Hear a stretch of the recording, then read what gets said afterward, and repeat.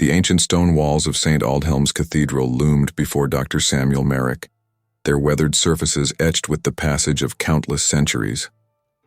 As he stood in the shadow of the crumbling edifice, a chill wind whispered through the desolate ruins, carrying with it the musty scent of decay and forgotten secrets. The remote European village that surrounded the cathedral was little more than a collection of dilapidated cottages, their windows dark and shuttered against the encroaching. Merrick adjusted the strap of his worn leather satchel, his keen eyes scanning the Gothic architecture that rose before him like the skeletal remains of some great beast. The spires, once proud and reaching towards the heavens, now stood broken and jagged against the gray sky. Gargoyles, their features eroded by time and the elements, leered down at him from their lofty perches, their empty eyes seeming to follow his every move. As an archaeologist of some renown, Merrick had explored countless historical sites across the globe, but something about St. Aldhelm's called to him in a way he had never experienced before. It was more than just the promise of discovery that had drawn him to this remote corner of the world. There was an almost palpable sense of mystery that clung to the cathedral like a shroud. Pulling out his notebook, Merrick reviewed the scant information he had managed to gather about the site. The cathedral's history was fragmented at best, with large gaps in the historical record that hinted at dark events best left forgotten. What little he had uncovered spoke of a sect of monks who had once called St. Aldhelm's home, their practices shrouded in secrecy and whispered about with fear by the local populace. But it was the rumors of what lay beneath the cathedral that had truly captured Merrick's imagination. Whispers of a vast network of catacombs sealed off for centuries and holding relics of immeasurable historical value. And at the heart of it all, a hidden vault said to contain knowledge so profound and terrible that it had driven the monks to seal themselves away from the world. As Merrick approached the great oak doors of the cathedral, he couldn't help but feel a sense of trepidation. The wood was swollen with moisture, green with moss and lichen, but the intricate carvings that adorned its surface were still visible. Scenes of torment and ecstasy intertwined, forming a tapestry of human experience that seemed almost alive in the fading light. With a deep breath, Merrick pushed against the door.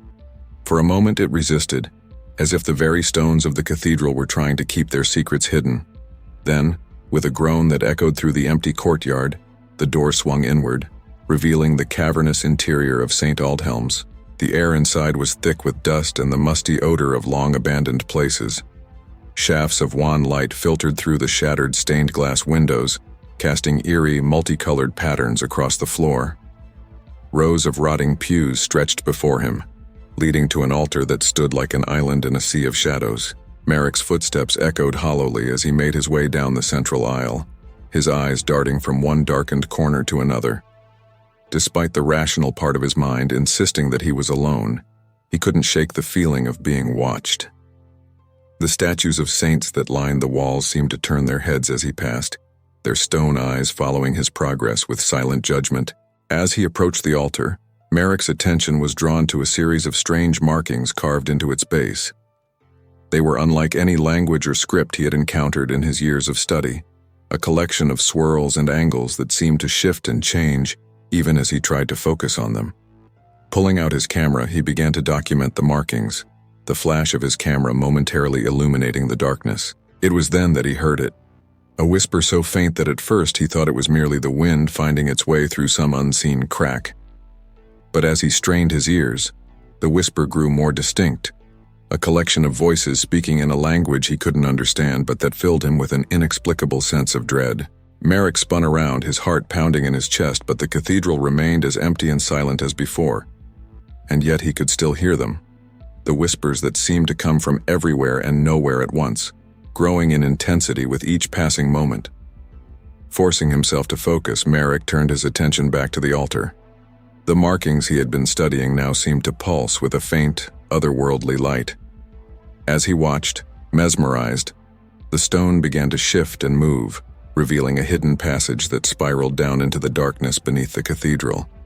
For a moment, Merrick hesitated, every instinct screaming at him to turn back, to leave this place and never return. But the lure of discovery, the promise of unraveling the mysteries that had brought him here, proved too strong to resist. With a deep breath, He pulled out his flashlight and began his descent into the unknown depths below St. Aldhelm's. The stairway was narrow and steep, the steps worn smooth by the passage of countless feet over the centuries. The air grew colder as Merrick descended, carrying with it the scent of damp earth and something else, something ancient and alien that he couldn't quite place. The beam of his flashlight seemed to be swallowed by the darkness, barely illuminating a few feet ahead. As he reached the bottom of the stairs, Merrick found himself in a vast chamber, its ceiling lost in the shadows above. Row upon row of stone sarcophagi lined the walls, their surfaces covered in the same strange markings he had seen on the altar. In the center of the chamber stood a large circular stone table, its surface etched with intricate designs that seemed to writhe and move in the flickering light of his flashlight. Approaching the table, Merrick felt a sense of vertigo wash over him. The design seemed to pull at his vision, drawing him in and threatening to overwhelm his senses. With an effort of will, he tore his gaze away, focusing instead on the objects that lay scattered across the table's surface.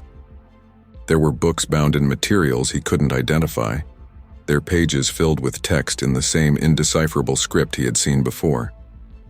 Strange artifacts of metal and stone lay between the tomes, their purpose a mystery, but their craftsmanship undeniably alien. And at the center of it all, a small obsidian cube that seemed to drink in the light around it. As Merrick reached out to examine the cube, the whispers that had followed him into the depths suddenly intensified. They filled his mind, drowning out all other thought, a cacophony of voices that spoke of things beyond human comprehension. Images flashed before his eyes, vast, cyclopean cities beneath an alien sky, creatures of impossible geometry that lurked in the spaces between worlds, and knowledge so profound and terrible that it threatened to shatter his very sanity. With a cry of pain and fear, Merrick stumbled backward, his hand knocking against the obsidian cube. As it fell from the table, the whispers abruptly ceased, leaving him in a silence so profound it was almost deafening. For a moment, he stood there, gasping for breath, his mind reeling from what he had experienced. As his senses slowly returned to normal, Merrick became aware of a low, rumbling sound that seemed to come from the very stones around him. The chamber began to shake, dust and small pieces of debris raining down from above. With dawning horror, he realized that his actions had triggered some ancient mechanism, sealing him in this underground vault. Panic threatened to overwhelm him as Merrick frantically searched for a way out. The stairway he had descended was now blocked by a massive stone slab that had slid into place. The sarcophagi that lined the walls began to crack and split, revealing not the remains of long-dead monks but something far more horrifying. As the first of the mummified figures began to stir, their desiccated limbs creaking as they rose from their centuries-long slumber, Merrick knew that his quest for knowledge had led him to a fate worse than he could have ever imagined. The true nature of what lay buried beneath St. Aldhelm's Cathedral was about to be revealed, and he feared that his sanity, and perhaps the very fabric of reality itself, would not survive the revelation. In that moment of terror and realization, Dr. Samuel Merrick understood that his journey into the depths of St. Aldhelm's had only just begun. The secrets of the forgotten vault were stirring, awakening to his presence, and the horrors that had been sealed away for centuries were now free to unleash their ancient and terrible power upon the unsuspecting world above. As the mummified figures shambled towards him, their hollow eye sockets filled with an unholy light, Merrick steeled himself for what was to come. He had unlocked a mystery beyond his wildest dreams, or nightmares, and now he would have to face the consequences of his insatiable curiosity. The whispers returned louder than ever, promising knowledge beyond mortal comprehension, but at a price that threatened to consume his very soul. The true nature of the horror that dwelt beneath St. Aldhelm's Cathedral was about to be unveiled, and Dr. Samuel Merrick, trapped in the forgotten vault, would be its first witness in centuries. As the ancient evil closed in around him, he could only hope that he would find the strength to resist its corrupting influence and somehow find a way to prevent it from escaping into the world above. But even as that hope flickered in his heart, a part of him knew that it was already too late. The seal had been broken, the vault had been opened, and the horrors of the past were now free to shape the future. In the depths beneath St. Aldhelm's, a battle for the fate of humanity was about to begin.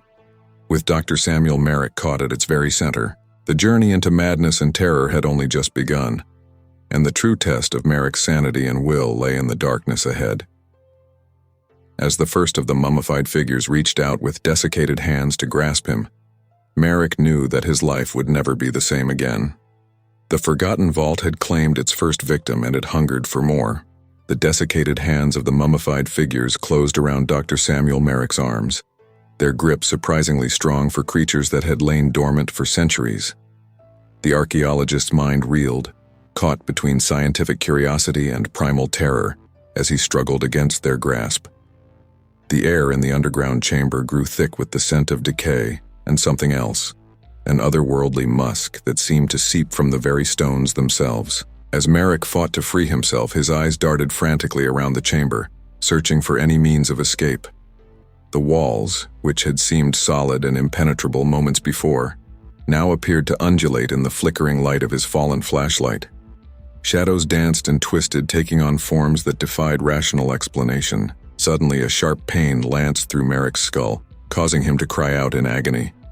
The whispers that had haunted him since entering the cathedral returned with a vengeance, no longer indistinct murmurings, but a cacophony of alien voices that threatened to overwhelm his sanity. The seal is broken," they seemed to chant, the words burning themselves into his mind even as he struggled to comprehend their meaning. "The Forgotten One stirs." With a surge of desperate strength, Merrick wrenched himself free from the grasp of the mummified figures. He stumbled backward, nearly tripping over the scattered artifacts that littered the chamber floor. His hand closed around a cold, metallic object, one of the strange relics he had observed on the stone table earlier. As his fingers made contact with the artifact, a jolt of energy surged through Merrick's body. The whispers in his mind suddenly became clear, as if a veil had been lifted from his consciousness. He found himself understanding the alien language, the knowledge flooding into his mind with terrifying clarity. "We are the Keepers," the voices intoned. "Guardians of the seal, preservers of the ancient pact. You have disturbed our slumber, breaker of bonds. The choice now falls to you: become one with us, or face the awakening alone." Merrick's scientific mind rebelled against the impossibility of what he was experiencing, but he could no longer deny the reality of his situation. The mummified figures, the Keepers, had resumed their advance, their hollow eye sockets now blazing with an eldritch fire. "What choice?" Merrick managed to croak, his voice hoarse with fear and confusion. "What is this place? What have I awakened?" The response came not in words, but in a series of vivid images that flashed through his mind with such intensity that he fell to his knees, clutching his head in pain.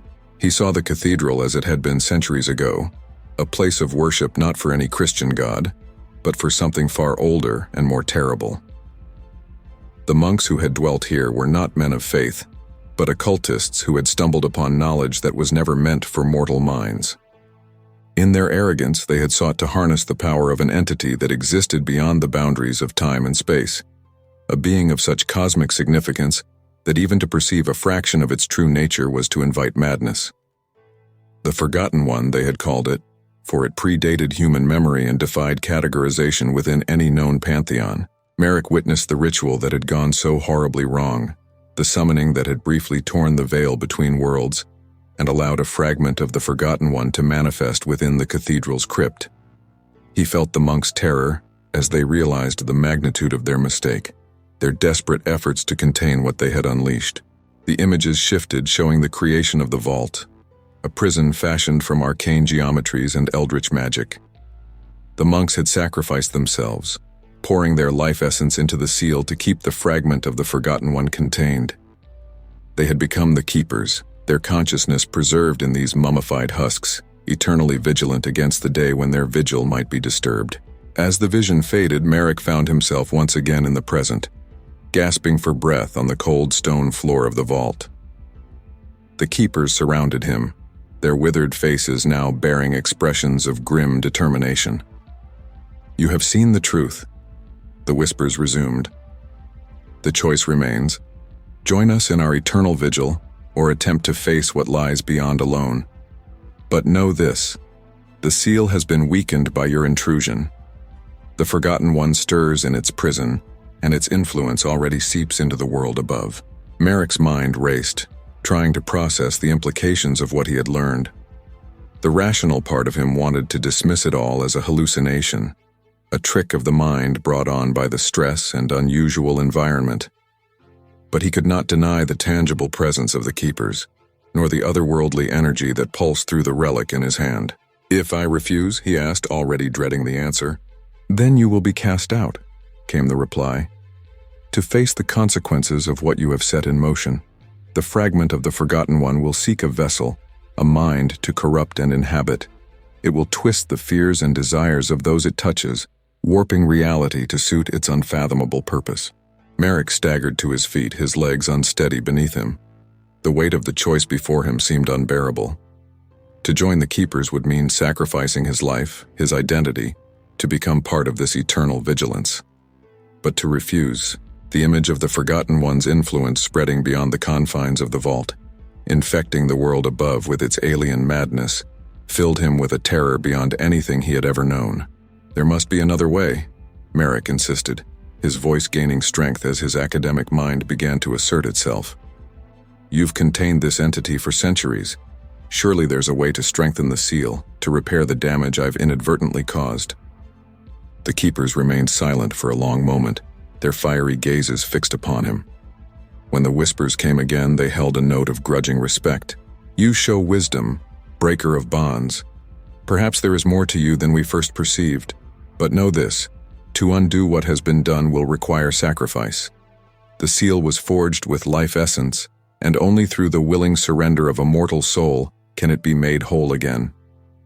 Merrick's blood ran cold at the implication. "You mean—" "Yes," the whispers confirmed. "A life freely given, a soul willingly bound to the vault for eternity. This is the price of containment. Are you prepared to pay it, Dr. Samuel Merrick? Or will you flee, leaving the world to face the horrors you have unleashed?" The choice loomed before him, a decision that would shape not only his own fate but potentially that of all humanity. Merrick closed his eyes, his mind racing through the possibilities, searching for an alternative that would not demand such a terrible sacrifice. But even as he grasped for another solution, he could feel the malevolent presence of the Forgotten One growing stronger. The very air seemed to thicken, charged with an energy that set his nerves on edge. In the distance, beyond the sealed entrance to the vault, he thought he could hear the faint sounds of movement, as if something long dormant was beginning to stir. Time was running out. The fragment of the Forgotten One was awakening, and soon it would be beyond anyone's power to contain. Merrick opened his eyes, meeting the burning gazes of the keepers with a resolve born of desperation and a newfound sense of responsibility. "Tell me what I must do," he said, his voice barely above a whisper. The keepers moved as one, forming a circle around Merrick. The whispers filled his mind once more, but this time they carried instructions, an ancient ritual that would bind his essence to the vault, strengthening the seal and containing the awakening horror. As Merrick listened, committing each step of the ritual to memory, he couldn't help but reflect on the irony of his situation. He had come to St. Aldhelm's in search of knowledge, driven by an insatiable curiosity to uncover the secrets of the past. Now, he found himself preparing to become part of those very secrets, his existence reduced to a footnote in the hidden history of this accursed place. The relic in his hand grew warm, pulsing with an inner light that seemed to resonate with the energy of the vault itself. Merrick realized that this object, whatever its true nature might be, would serve as the focus for the ritual, the conduit through which his life essence would be channeled to reinforce the ancient wards. As the keepers began to chant in that eldritch language he now understood all too well, Merrick steeled himself for what was to come. He thought of the world above, of the people going about their lives in blissful ignorance of the cosmic horrors that lurked just beneath the surface of reality. It was for them, he told himself, that he would make this sacrifice. The chanting grew louder, the air around Merrick beginning to shimmer with otherworldly energies. He felt a tugging sensation deep within his chest, as if invisible hands were reaching for his very soul. The relic in his grasp grew almost unbearably hot, its light now so intense that it illuminated the entire chamber. In that moment of blazing clarity, as he stood on the precipice between mortal existence and eternal vigil, Dr. Samuel Merrick had a sudden, terrifying realization. The Keepers, in their centuries of isolation, might not fully comprehend the changes that had occurred in the world above. What if this ritual, this sacrifice, was not enough to contain the Forgotten One in the modern age? But it was too late for doubts. The ritual had begun, and Merrick could feel his consciousness beginning to merge with the ancient magic of the vault. His last coherent thought, before his identity was subsumed into the collective awareness of the Keepers, was a desperate hope that someone, someday, might uncover the truth of what had happened here. As Dr. Samuel Merrick ceased to exist as an individual, becoming one with the eternal guardians of the seal, the vault pulsed with renewed power. The fragment of the Forgotten One, so close to breaking free, was forced back into its prison of non-Euclidean geometries and impossible angles.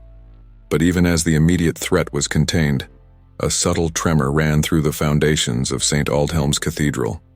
In the village above, a few restless sleepers stirred in their beds, troubled by dreams of vast alien cities and creatures that defied description. And in the shadows of the abandoned church, something waited, patient, unfathomable, and eternally hungry. The Forgotten Vault had claimed another guardian, but the story of St. Aldhelm's was far from over. In the depths below, a cosmic horror slumbered fitfully, its influence seeping through cracks in reality. And in the world above, wheels were already in motion, events set in play by Dr. Merrick's disappearance that would, in time, lead others to this forsaken place.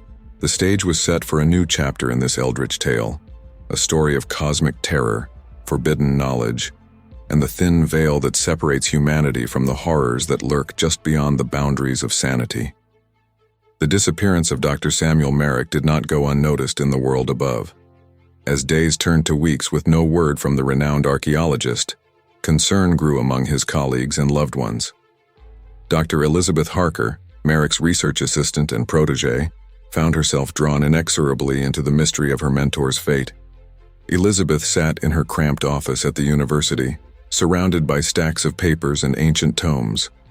Her eyes, red-rimmed from lack of sleep, scanned the last email Merrick had sent her before embarking on his ill-fated expedition to St. Aldhelm's Cathedral. The message was filled with his characteristic excitement, hinting at a discovery that could rewrite history as we know it. With a sigh, Elizabeth leaned back in her chair, her gaze falling on the framed photo of her and Merrick at a dig site in Egypt. His enthusiasm had always been infectious, driving them to push the boundaries of archaeological knowledge. But now, that same passion had led him into the unknown, leaving behind only questions and a growing sense of dread. A soft knock at the door jolted Elizabeth from her reverie. "Come in," she called, hastily straightening the papers on her desk. The door creaked open to reveal Professor James Blackwood, head of the archaeology department. His craggy face was etched with concern as he regarded Elizabeth. "Any news?" he asked, though the look in his eyes suggested he already knew the answer. Elizabeth shook her head. "Nothing concrete. The local authorities in the village near St. Aldhelm's have been less than helpful. It's as if they're afraid to even discuss the cathedral, let alone mount a proper search." Blackwood nodded grimly. "I've been making some inquiries of my own. Elizabeth, there's something you need to see." He placed a weathered leather-bound journal on her desk. This belonged to Father Michael O'Brien, a priest who was sent to St. Aldhelm's in the late 19th century to assess the site for possible restoration. With trembling hands, Elizabeth opened the journal. The pages were filled with spidery handwriting, interspersed with drawings of strange symbols and diagrams that made her head ache if she looked at them too long. As she skimmed the entries, her blood ran cold. Father O'Brien wrote of hearing whispers in the dark, of dreams filled with impossible geometries and vast, alien landscapes. He spoke of a presence beneath the cathedral, something ancient and malevolent that defied all Christian understanding of good and evil. "This can't be real," Elizabeth murmured, looking up at Blackwood with wide eyes. "It reads like something out of a horror novel, not a priest's journal." Blackwood's expression was grim. "I thought the same at first, but Elizabeth, I've cross-referenced O'Brien's accounts with other historical documents. There's a consistent pattern of strange occurrences and disappearances associated with St. Aldhelm's going back centuries. Elizabeth's mind raced, trying to reconcile the fantastic claims in the journal with her scientific training. But surely, if there was something genuinely anomalous about the site, it would have been thoroughly investigated by now. That's just it, Blackwood replied, his voice low. Every time someone has gotten close to uncovering the truth, they've either disappeared or returned, changed. There are forces at work here that don't want this knowledge to spread. A chill ran down Elizabeth's spine as the implications sank in. You think this is what happened to Merrick? That he found something he wasn't supposed to? Blackwood nodded solemnly. I fear so, and I think you may be the only one who can find out what really happened to him. Elizabeth stood, her resolve hardening. I have to go there, to St. Aldhelm's. It's the only way to uncover the truth. It's dangerous, Elizabeth, Blackwood warned. If even half of what's in that journal is true. I know the risks, she interrupted, her voice firm. But I owe it to Merrick. He would have done the same for me. As Elizabeth began to gather her things, a sense of foreboding settled over her. She couldn't shake the feeling that by pursuing this mystery, she was setting in motion events that would change her life, and perhaps the world, forever. Little did she know that far beneath St. Aldhelm's Cathedral, in the lightless depths of the forgotten vault, something stirred. The essence that had once been Dr. Samuel Merrick, now inextricably merged with the collective consciousness of the keepers, sensed a new presence approaching. A tendril of awareness reached out, brushing against the edges of Elizabeth's mind across the vast distance that separated them. For a brief moment, as she stood in her office preparing for the journey ahead, Elizabeth felt a strange sensation, as if someone or something was calling out to her from beyond the veil of reality. The feeling passed as quickly as it had come, leaving her shaken but more determined than ever to uncover the truth behind Merrick's disappearance. As Elizabeth left the university, her mind focused on the journey ahead. She failed to notice the shadows that seemed to lengthen unnaturally in her wake. In the corners of her vision, shapes flickered and twisted, gone before she could focus on them. The influence of the Forgotten One, though contained, was far from neutralized. It reached out with tendrils of eldritch power, seeking a new vessel through which it could work its will upon the world. The stage was set for Elizabeth's descent into a nightmare beyond her wildest imagining. As she boarded the plane that would take her to the remote European village near St. Aldhelm's, the gears of cosmic horror ground inexorably onward. The Forgotten Vault awaited, its secrets poised to shatter the thin veneer of reality that separated the mundane world from terrors beyond human comprehension. Days later, Elizabeth found herself standing before the ruins of St. Aldhelm's Cathedral, her heart pounding with a mixture of anticipation and fear. The structure loomed before her, its crumbling spires seeming to claw at the overcast sky. The air was thick with an oppressive silence, broken only by the occasional caw of a raven perched atop a weathered gargoyle. As she approached the cathedral's entrance, Elizabeth couldn't shake the feeling that she was being watched. Eyes seemed to follow her from every shadow, every crack in the ancient stonework. She clutched Father O'Brien's journal tightly, its pages now filled with her own notes and theories about what might have befallen Merrick. The massive oak doors creaked ominously as Elizabeth pushed them open, revealing the cavernous interior of the cathedral. Dust motes danced in the weak light that filtered through the shattered stained glass windows, creating an almost dreamlike atmosphere. The air was heavy with the scent of decay and something else, an odor that defied description but filled Elizabeth with an instinctive sense of wrongness. Steeling herself, Elizabeth began her exploration of the cathedral's main floor. She meticulously documented everything she saw, from the strange symbols carved into the base of crumbling pillars to the faded frescoes that depicted scenes of cosmic horror rather than biblical tales. With each discovery, the rational part of her mind struggled to maintain its grip on reality. As the day wore on, Elizabeth found herself drawn inexorably towards the altar at the far end of the cathedral. The same strange markings that Merrick had discovered were still visible, pulsing faintly with an otherworldly light. Her hand trembled as she reached out to trace the alien geometry of the symbols, her mind reeling as she tried to decipher their meaning. Suddenly, a sharp pain lanced through Elizabeth's skull, causing her to cry out and stumble backward. The world around her seemed to warp and twist, the very fabric of reality bending in ways that should not be possible. And then, as quickly as it had begun, the sensation passed, leaving her gasping for breath on the cold stone floor. As Elizabeth struggled to regain her composure, she became aware of a new presence in the cathedral. The whispers that had haunted Father O'Brien's journal now filled her ears, a cacophony of voices speaking in a language that should have been incomprehensible but which she understood with terrifying clarity. "Another seeker comes," the voices hissed. "The wheel turns, the cycle continues. What was hidden shall be revealed. What was contained shall be unleashed." Elizabeth scrambled to her feet, her eyes darting wildly around the cathedral. "Who's there?" she called out, her voice echoing through the empty space. "Show yourself." In response, the shadows themselves seemed to coalesce, taking on a vaguely humanoid shape. As Elizabeth watched in horror, the figure solidified into a familiar form, Dr. Samuel Merrick, or at least something wearing his appearance like an ill-fitting suit. "Merrick," Elizabeth whispered, taking a hesitant step forward. "Is that really you?" The thing that wore Merrick's face turned its gaze upon her, its eyes blazing with an eldritch fire. When it spoke, its voice was a chorus of whispers, echoing with the weight of centuries. "We are the keepers in there," it intoned. "We are the guardians of the seal, the preservers of the pact. Your Merrick is one with us now, his essence joined with ours in eternal vigil." Elizabeth's mind reeled as she tried to process what she was seeing and hearing. "I don't understand," she said, her voice trembling. "What happened to Merrick? What is this place?"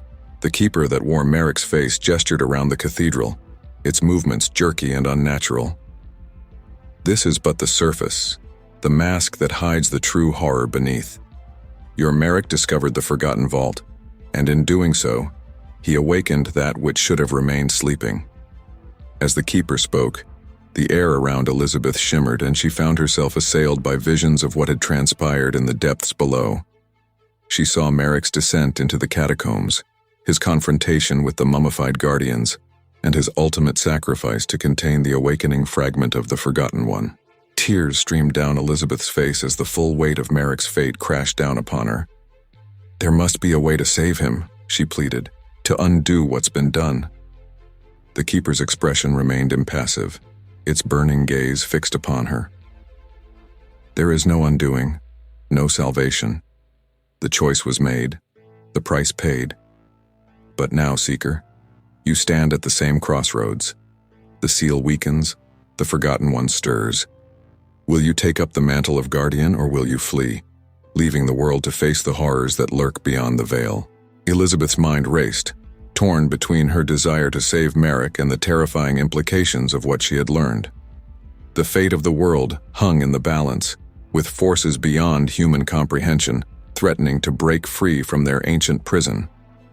As she stood there, caught between rational thought and eldritch horror, Elizabeth realized that her life would never be the same. The knowledge she had gained could not be unlearned. The truths she had uncovered could not be buried again. Whatever choice she made in this moment would shape not only her own destiny but potentially that of all humanity.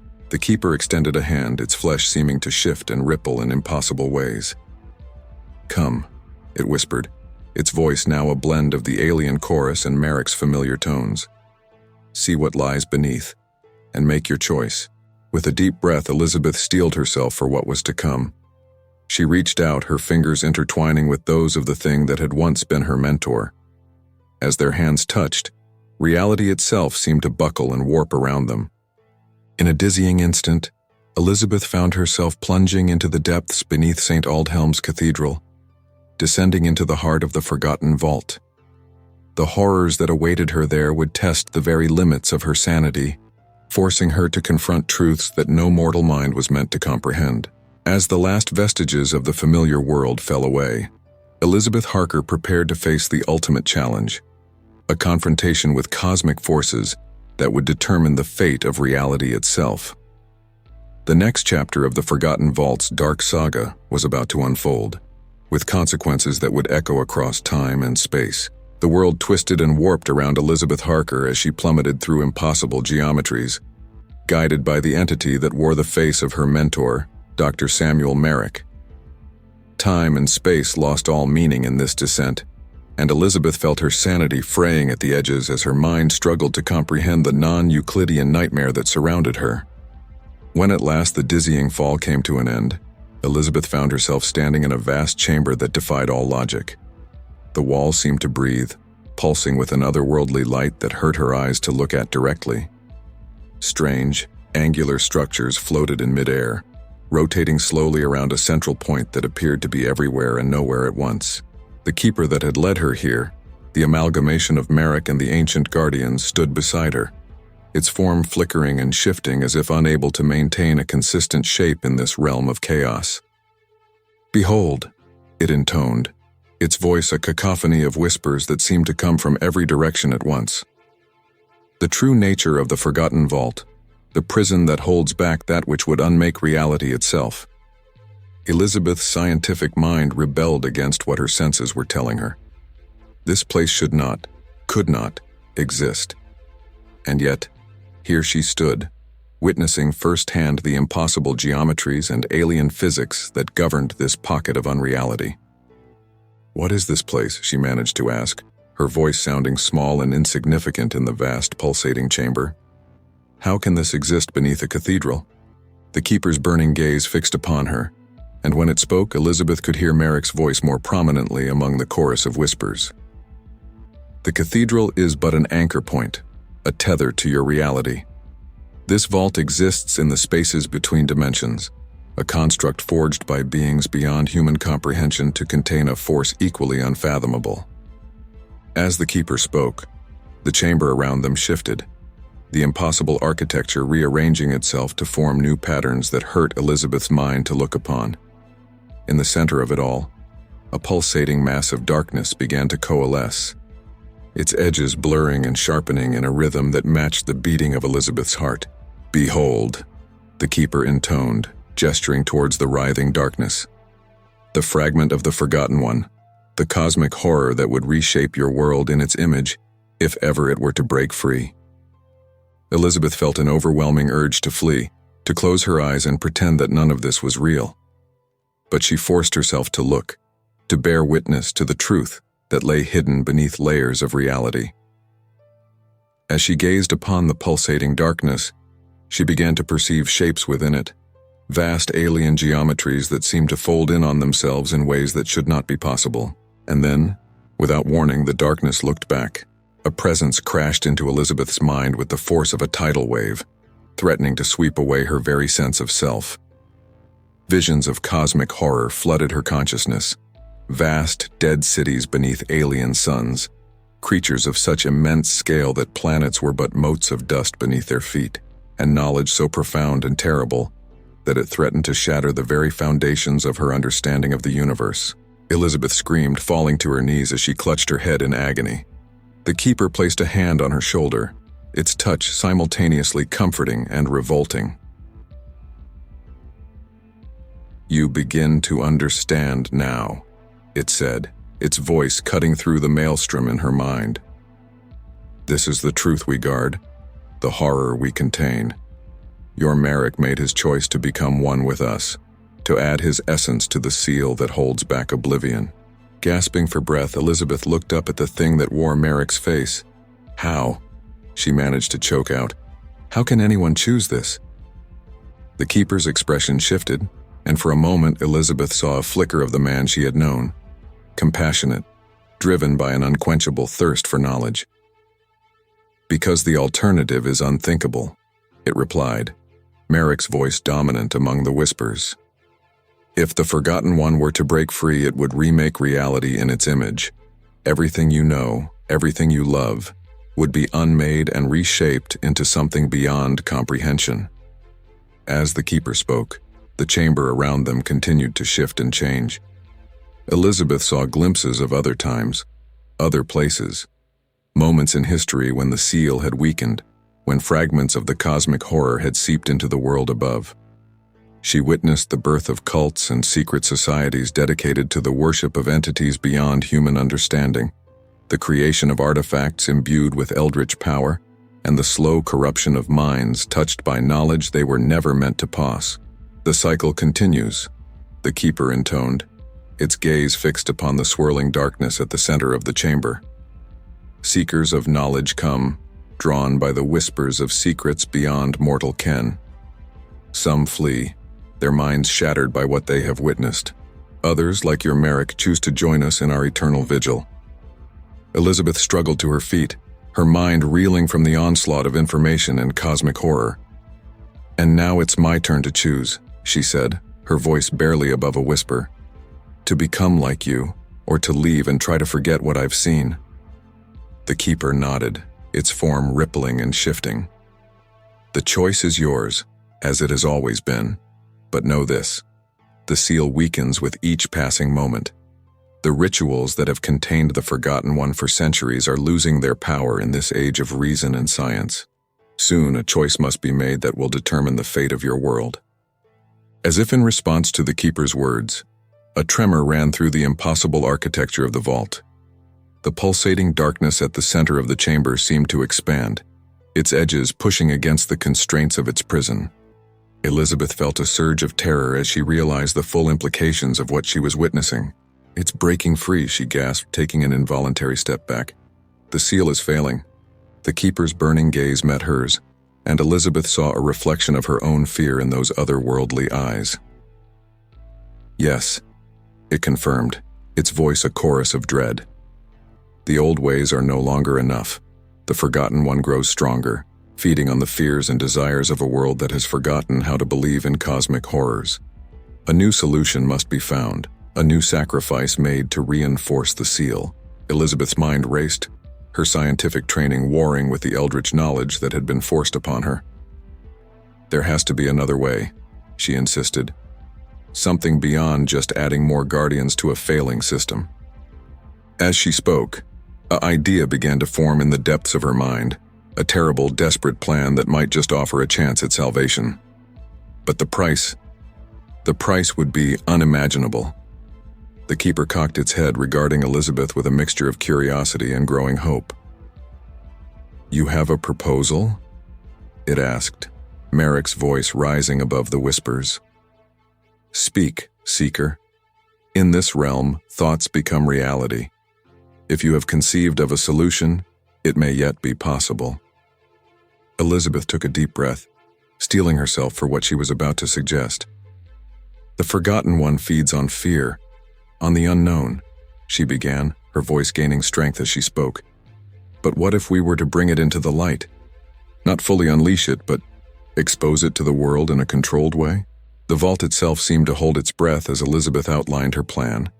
She proposed a radical merging of science and eldritch knowledge, a way to study the Forgotten One, to understand its nature, and in doing so, potentially find a way to neutralize its threat permanently.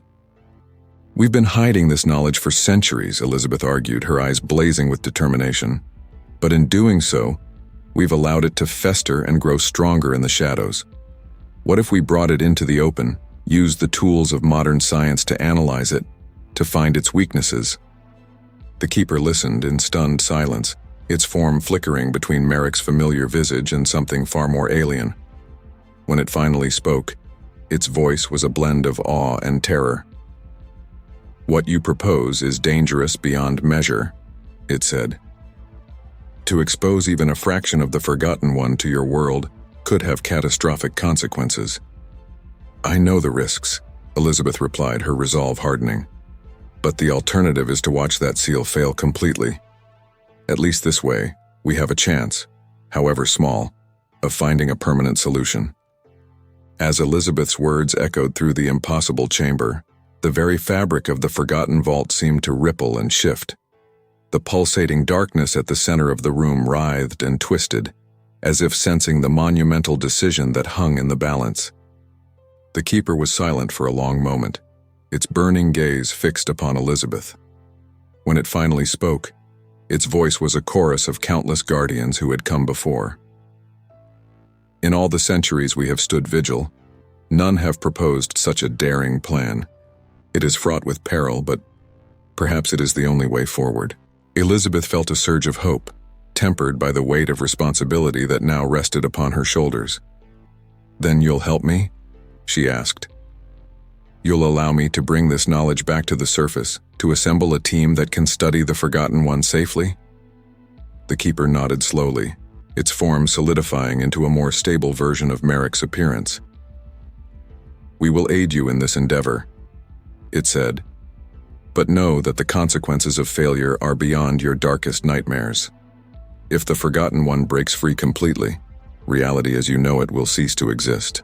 As the import of her decision settled upon her, Elizabeth felt a profound shift in her perception of reality. She was no longer just Dr. Elizabeth Harker, archaeologist and seeker of knowledge. She had become something more, a bridge between two worlds, tasked with the impossible mission of bringing eldritch horrors into the light of scientific scrutiny. The chamber around them began to shift once more, reality bending as the Forgotten Vault prepared to release one of its guardians back into the world above. Elizabeth steeled herself for the journey ahead, knowing that her life and the fate of the world would never be the same. As she prepared to ascend back to the world she knew, Elizabeth caught one last glimpse of the pulsating darkness at the heart of the vault.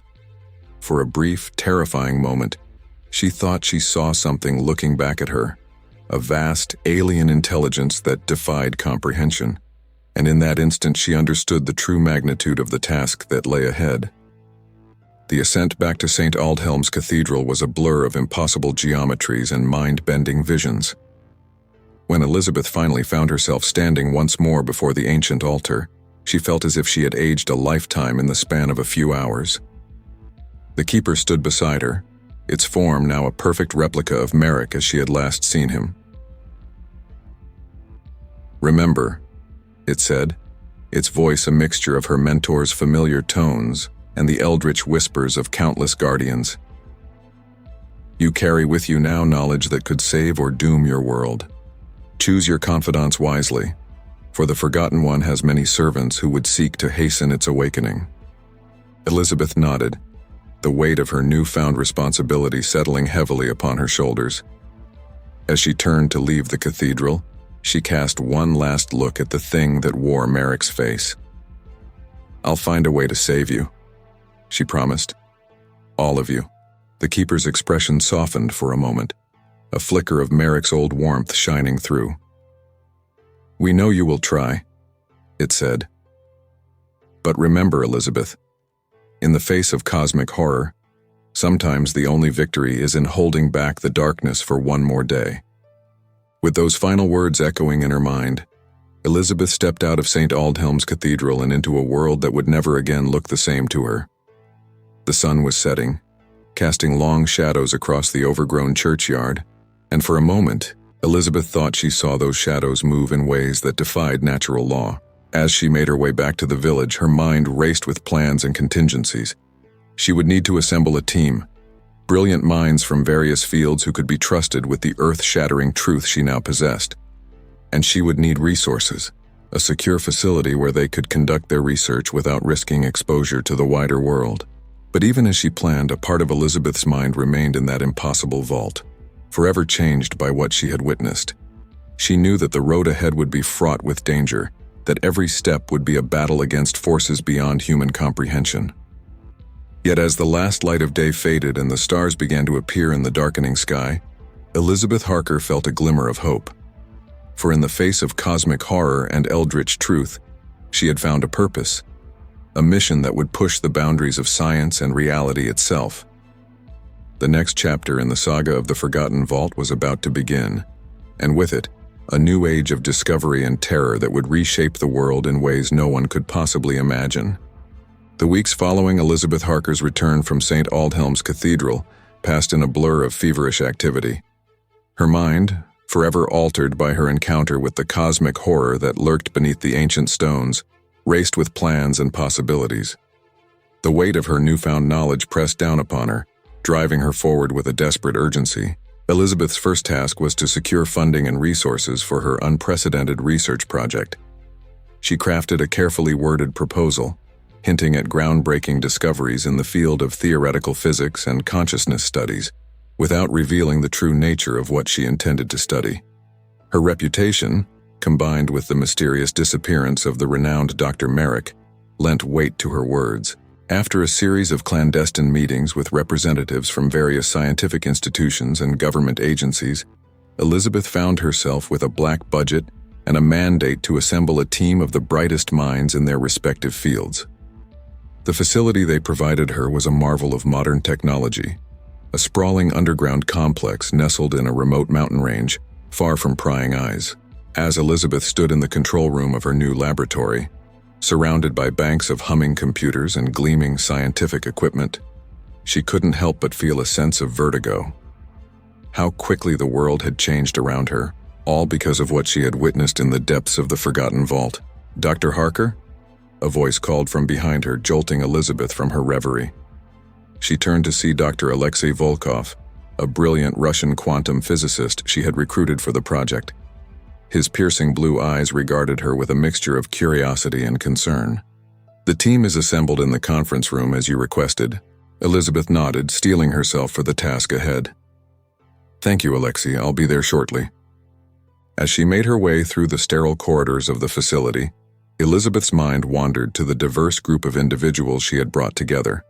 Each was a leader in their field, chosen not just for their intellectual prowess, but for their ability to think beyond conventional boundaries. The conference room fell silent as Elizabeth entered. 6 pairs of eyes turned to her, filled with a mixture of excitement, skepticism, and barely concealed impatience. They had all signed ironclad non-disclosure agreements and undergone rigorous security screenings, but Elizabeth had yet to reveal the true nature of their work. Taking a deep breath, Elizabeth began to speak. "Thank you all for coming," she said, her voice steady despite the tumult of emotions roiling within her. "What I'm about to tell you will challenge everything you think you know about the nature of reality. I ask only that you listen with an open mind, and remember that the fate of our world may very well rest on the work we do here." Over the next hour, Elizabeth laid out the truth of what she had discovered beneath St. Aldhelm's Cathedral. She spoke of the forgotten vault, of the cosmic horror contained within, and of the fragile seal that held back forces beyond human comprehension. As she talked, she saw the expressions of her team members shift from skepticism to disbelief, and finally, to a dawning horror as they began to grasp the magnitude of what she was saying. When she finished, the room was silent for a long moment. Then, Dr. Samantha Chen, a neurobiologist specializing in altered states of consciousness, spoke up. "Dr. Harker," she said, her voice trembling slightly, "what you're describing, it's impossible. It goes against every known law of physics, of biology." Elizabeth nodded, a sad smile playing across her lips. "I know, Samantha. Believe me, I know. But I've seen it with my own eyes, and more than that, I've felt it, a presence so vast and alien that it defies description." Dr. Hassan Malik, an expert in advanced materials and nanotechnology, leaned forward, his dark eyes intense. "Assuming for a moment that what you're saying is true," he said slowly, "how do you propose we study this entity? How can we hope to contain something that, by your own admission, exists partly outside our reality?" "That," Elizabeth replied, "is precisely why I've brought you all here. We need to push the boundaries of science to find ways of quantifying and analyzing phenomena that, until now, have been relegated to the realm of myth and madness." As the implications of their task began to sink in, Elizabeth saw a range of emotions play across the faces of her team. Fear, excitement, disbelief, but above all, a growing sense of determination. These were scientists at the top of their fields, driven by an insatiable curiosity to uncover the mysteries of the universe. And now, they were being presented with the ultimate challenge. Dr. Volkov was the first to break the silence that had fallen over the room. "I have a theory," he said, his accented voice filled with barely contained excitement. "If this entity exists partially outside our dimensional framework, we might be able to detect its influence through quantum fluctuations in the fabric of space-time itself." The room erupted into a flurry of discussion, with each scientist beginning to approach the problem from the perspective of their own expertise. Elizabeth felt a surge of hope as she watched her team engage with the impossible task before them. "This," she realized, was why she had chosen these particular individuals. Their ability to face the unknown with curiosity rather than fear. As the days turned into weeks, the facility became a hive of activity. Dr. Volkov and his team worked tirelessly to develop new sensors capable of detecting the subtlest distortions in reality. Dr. Chen collaborated with Dr. Malik to create a neural interface that might allow them to perceive the entity without risking direct mental contact. Elizabeth divided her time between coordinating the various research efforts and making trips back to St. Aldhelm's Cathedral. Each visit to the ancient site filled her with a mixture of dread and anticipation. The keeper that wore Merrick's face would meet her at the altar, providing cryptic guidance and warnings about the forces they were dealing with. It was during one of these visits, as Elizabeth stood before the hidden entrance to the Forgotten Vault, that she felt the first tremors of the catastrophe to come. The very air seemed to vibrate with an otherworldly energy, and for a moment, she thought she heard the distant echoes of an inhuman scream. The keeper materialized beside her, its form flickering more erratically than usual. "The seal weakens," it intoned, its voice a chorus of whispers filled with urgency. "Your efforts have not gone unnoticed by the Forgotten One. It stirs in its prison, reaching out with tendrils of influence to hasten its awakening." Elizabeth felt a chill run down her spine. "What can we do?" she asked, fighting to keep the fear from her voice. The keeper's burning gaze met hers, and she saw a reflection of her own terror in those otherworldly eyes. "You must accelerate your work," it said. "The old wards will not hold much longer. If you cannot find a way to strengthen the seal or neutralize the threat, all will be lost." As if to emphasize the direness of the situation, another tremor ran through the cathedral. This time, Elizabeth distinctly heard the sound of stone cracking, and a fine dust rained down from the vaulted ceiling above. Rushing back to the research facility, Elizabeth called an emergency meeting of her team. As she relayed the warning she had received, she saw the color drain from their faces. The abstract threat they had been studying was becoming all too real. "We're close to a breakthrough," Dr. Volkov insisted, his eyes feverish with a mixture of excitement and fear. "Our latest tests have shown definitive evidence of extra-dimensional energy signatures emanating from the site of the Forgotten Vault." Dr. Chen nodded in agreement. "And the neural interface is ready for human trials," she added. "We might be able to establish a form of communication with the entity, to understand its nature and intentions." Elizabeth felt a moment of vertigo as she considered the implications of what her team was suggesting. They stood on the precipice of a discovery that could redefine humanity's place in the cosmos. But at what cost? As the debate raged around her, Elizabeth's gaze was drawn to a bank of monitors displaying live feeds from St. Aldhelm's Cathedral. Her blood ran cold as she saw dark, oily tendrils of something that defied description, seeping through cracks in the ancient stonework. "We're out of time," she announced, her voice cutting through the arguments of her team. "Whatever we're going to do, we have to do it now. The seal is breaking." The room fell silent as the weight of Elizabeth's words sank in. Then, with a collective resolve born of desperation and scientific curiosity, the team sprang into action.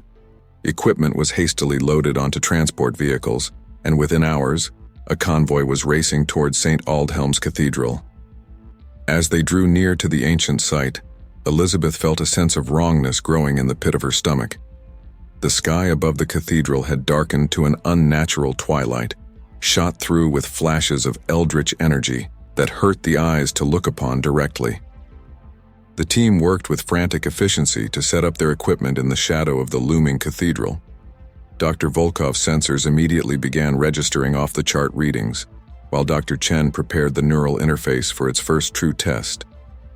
Elizabeth stood before the ancient altar, her heart pounding in her chest as she prepared to don the sleek helmet that would connect her mind to the unfathomable entity that lurked beneath. The keeper materialized beside her, its form barely holding together in the face of the chaotic energies that now permeated the air. "Are you certain of this course?" Hamid asked, Merrick's voice rising above the chorus of whispers. "To open your mind to the Forgotten One is to risk madness and worse." Elizabeth met the keeper's gaze, her resolve hardening. "We have no choice," she replied. "It's this or watch as our reality is torn apart." With a nod of understanding, the keeper placed a hand on Elizabeth's shoulder. "Then may your human science succeed where ancient magics have begun to fail," it said. "We will do what we can to shield you, but the rest is up to you." Taking a deep breath, Elizabeth activated the neural interface. For a moment, nothing happened. Then, with a rush of sensation that defied description, she felt her consciousness expand beyond the confines of her physical form. She was aware of her team around her, of the ancient stones of the cathedral, of the very air vibrating with otherworldly energies. But beyond that, she perceived the vast alien presence of the Forgotten One. It was a thing of such cosmic scale and incomprehensible geometry that her mind reeled at the mere attempt to grasp its true nature. And then, to her horror and wonder, she felt it become aware of her. The entity's attention focused on Elizabeth's mind with an intensity that threatened to overwhelm her. She felt it probing at the edges of her consciousness, seeking a way in, a way to understand this insignificant speck that dared to reach out and touch its vastness. In that moment of contact, Elizabeth realized the true magnitude of what they faced.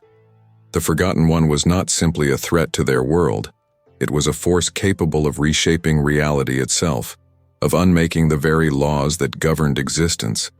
As her mind teetered on the brink of madness, Elizabeth clung to her purpose, to the hope that had driven her to this point. With every ounce of her will, she fought to maintain her sense of self in the face of the cosmic horror that threatened to engulf her. And in that struggle, she felt something shift. The entity's probing became less invasive, more curious. It was as if, for the first time in eons, the Forgotten One had encountered something new, something it could not immediately comprehend or dismiss.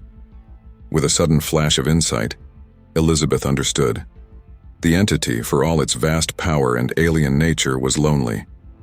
It had existed for countless millennia, trapped between dimensions, with no equal to communicate with or challenge its perceptions. Seizing upon this realization, Elizabeth began to project her own thoughts and experiences towards the entity. She showed it the beauty and complexity of the human world, the wonder of scientific discovery, the power of art and emotion.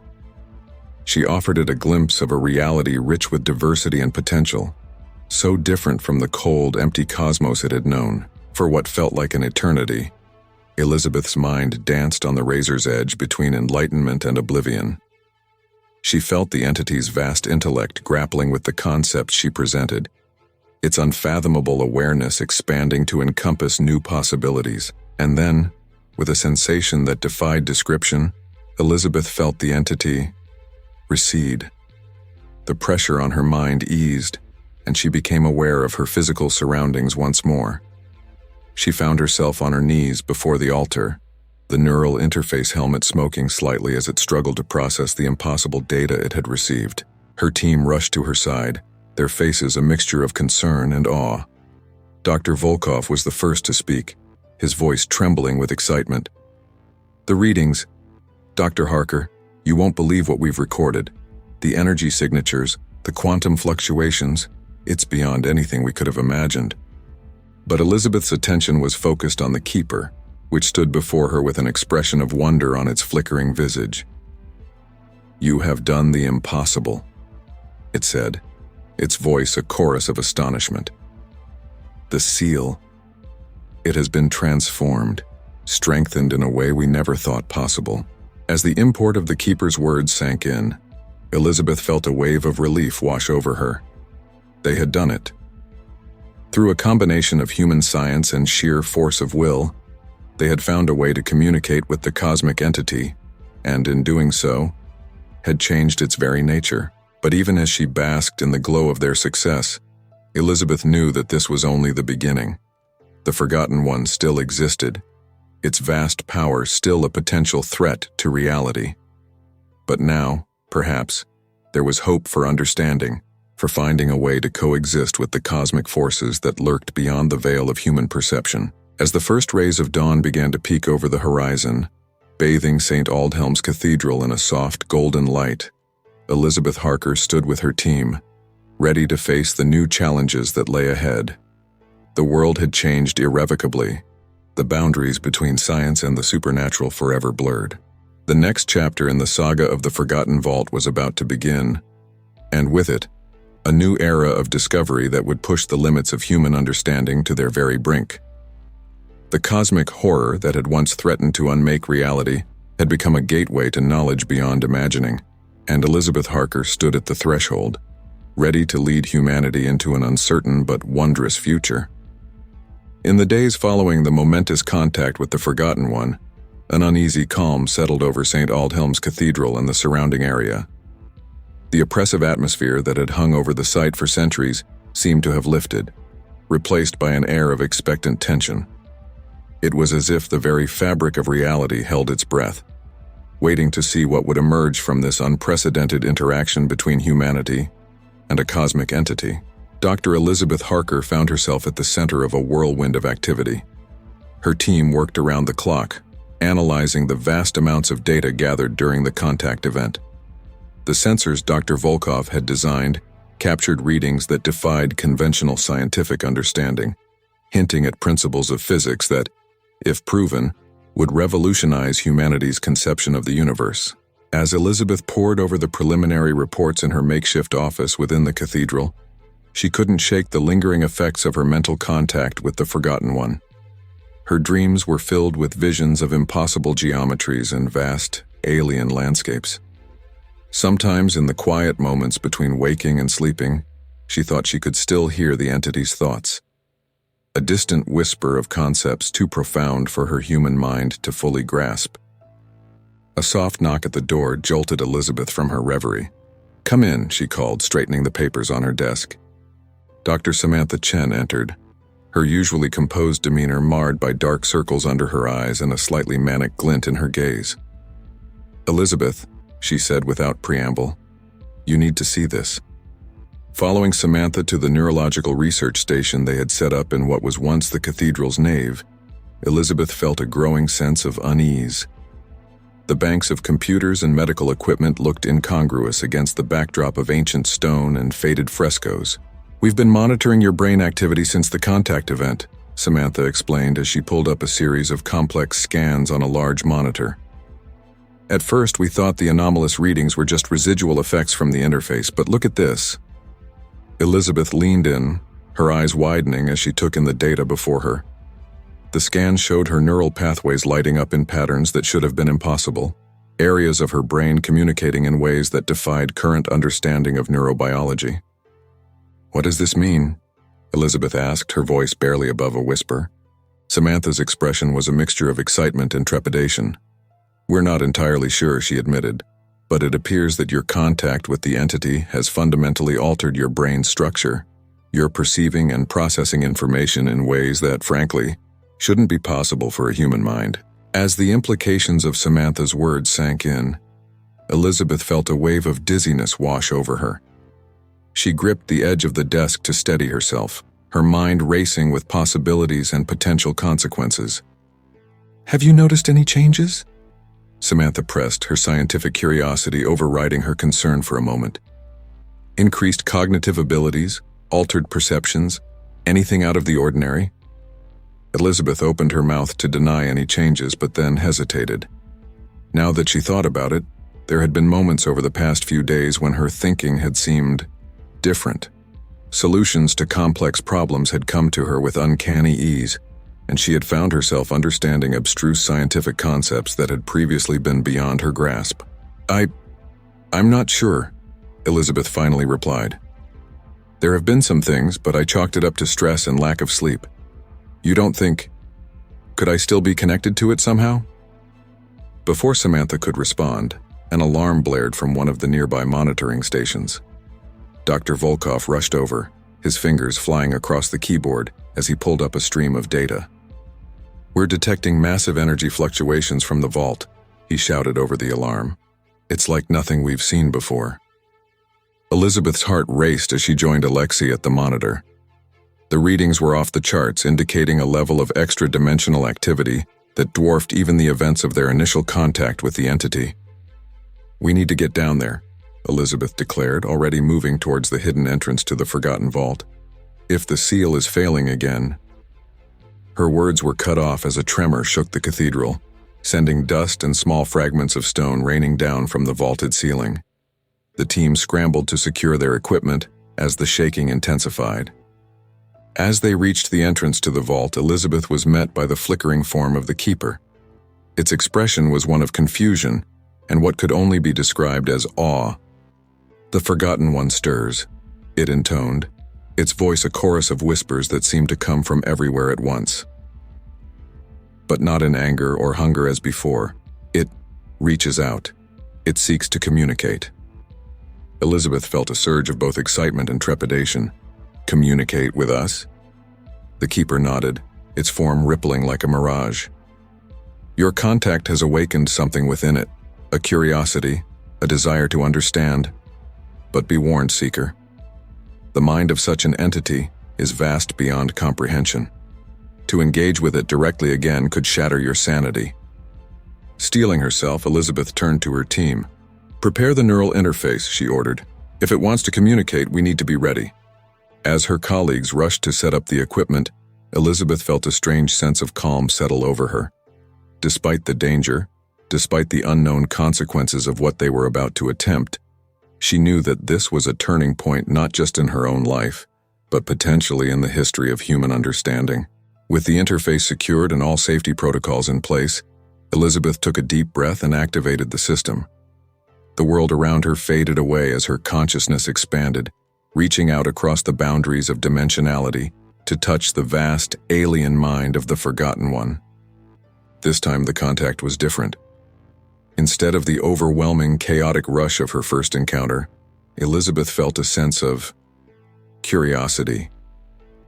The entity's vast intellect probed at her mind gently, almost tentatively, as if it were trying to understand this tiny speck of consciousness that had dared to reach out and touch it. And then, in a moment that defied description, communication began. It wasn't in words or images, but in pure concepts that bloomed in Elizabeth's mind like exotic flowers. She saw the birth and death of universes, the dance of dimensions folding in on themselves in patterns of cosmic beauty. She understood, in that moment, that what they had been calling the Forgotten One was not a singular entity, but a fragment of a vast, interconnected consciousness that spanned multiple realities. As Elizabeth's mind struggled to process the torrent of information and ideas, she became aware of a question forming. The entity, no, the collective consciousness it was part of, wanted to understand humanity. It had existed for eons, observing the rise and fall of countless civilizations across infinite realities. But humans, with their combination of scientific curiosity and capacity for abstract thought, had managed to do what no other species had: establish meaningful contact. With an effort of will that left her mentally exhausted, Elizabeth began to share. She showed the entity the history of human scientific endeavor, the triumphs and tragedies that had shaped their quest for knowledge. She shared the beauty of art and music, the complexity of human emotions, the drive to explore and understand the universe around them. As the exchange continued, Elizabeth became aware of a growing sense of excitement from the cosmic consciousness. It had encountered something new, something it couldn't immediately categorize or dismiss. In humanity's potential for growth and discovery, it saw a reflection of its own eternal quest for understanding. And then, with a suddenness that left Elizabeth reeling, the contact was broken. She found herself back in her physical body, gasping for breath as her team crowded around her with looks of concern and awe on their faces. "Elizabeth, are you all right?" Samantha's voice seemed to come from far away as Elizabeth's senses slowly returned to normal. Nodding weakly, Elizabeth struggled to find words to describe what she had experienced. It wants to learn from us," she managed to say. "As much as we want to learn from it. I think we've just opened a dialogue with a cosmic intelligence beyond anything we could have imagined." As the implications of her words sank in, a hush fell over the team. They stood on the precipice of a new era of scientific discovery, one that would challenge every preconception about the nature of reality and humanity's place in the universe. In the days and weeks that followed, the research facility at St. Aldhelm's Cathedral became a hive of activity, unlike anything the scientific world had ever seen. Teams of physicists, mathematicians, and philosophers were brought in to help decode and understand the vast amounts of information that flowed from their communication with the cosmic entity. Elizabeth found herself at the center of it all, her mind continuing to evolve and expand as a result of her contact with the Forgotten One. She became a bridge between human understanding and cosmic knowledge, helping to translate concepts that defied conventional logic into frameworks that could be studied and eventually applied. The breakthroughs came at a dizzying pace. New models of quantum mechanics emerged that unified disparate theories and opened up possibilities for technological advancements that had previously been the realm of science fiction. The nature of consciousness itself was revealed to be far more complex and interconnected than anyone had imagined, leading to revolutionary developments in psychology and neuroscience. But with these advancements came new challenges and ethical dilemmas. As humanity's understanding of the cosmos expanded, questions arose about the responsible use of this knowledge. The power to reshape reality itself was within their grasp, but at what cost? Elizabeth often found herself lying awake at night, grappling with the enormity of what they had unleashed. They had opened a door to knowledge beyond imagining, but had they truly considered all the consequences? As if in answer to her unspoken doubts, the keeper materialized beside her bed one night, its form more stable now but still flickering at the edges. "You worry about the path ahead," it said, its voice a blend of Merrick's familiar tones and the cosmic whispers of countless guardians. "It is right that you do so. Great knowledge brings great responsibility." Elizabeth sat up, meeting the keeper's burning gaze. "Have we made a mistake?" she asked, voicing the fear that had been growing in the back of her mind. "Are we meddling with forces beyond our control?" The keeper was silent for a long moment, its expression unreadable. Then, to Elizabeth's surprise, it smiled, a gesture that looked both familiar and alien on its flickering visage. "You have done what we in our eternal vigilance could not," it said. "You have brought understanding where there was only fear. The path ahead is fraught with danger, yes, but it is also filled with potential for growth and discovery beyond anything your kind has ever known." As the keeper's words sank in, Elizabeth felt a renewed sense of purpose wash over her. Yes, the challenges ahead were daunting. Yes, the responsibility they bore was almost beyond comprehension. But they had been given an opportunity to expand the boundaries of human knowledge in ways that would reshape the very foundations of civilization. With a determined nod, Elizabeth rose from her bed and made her way back to the research center. There was work to be done, discoveries to be made, and a cosmic dialogue to continue. As she walked through the quiet halls of the facility, Elizabeth couldn't help but smile at the irony of it all. What had begun as a search for ancient artifacts had led to the greatest scientific adventure in human history. The Forgotten Vault, once a prison for cosmic horrors, had become a gateway to understanding the very nature of reality itself.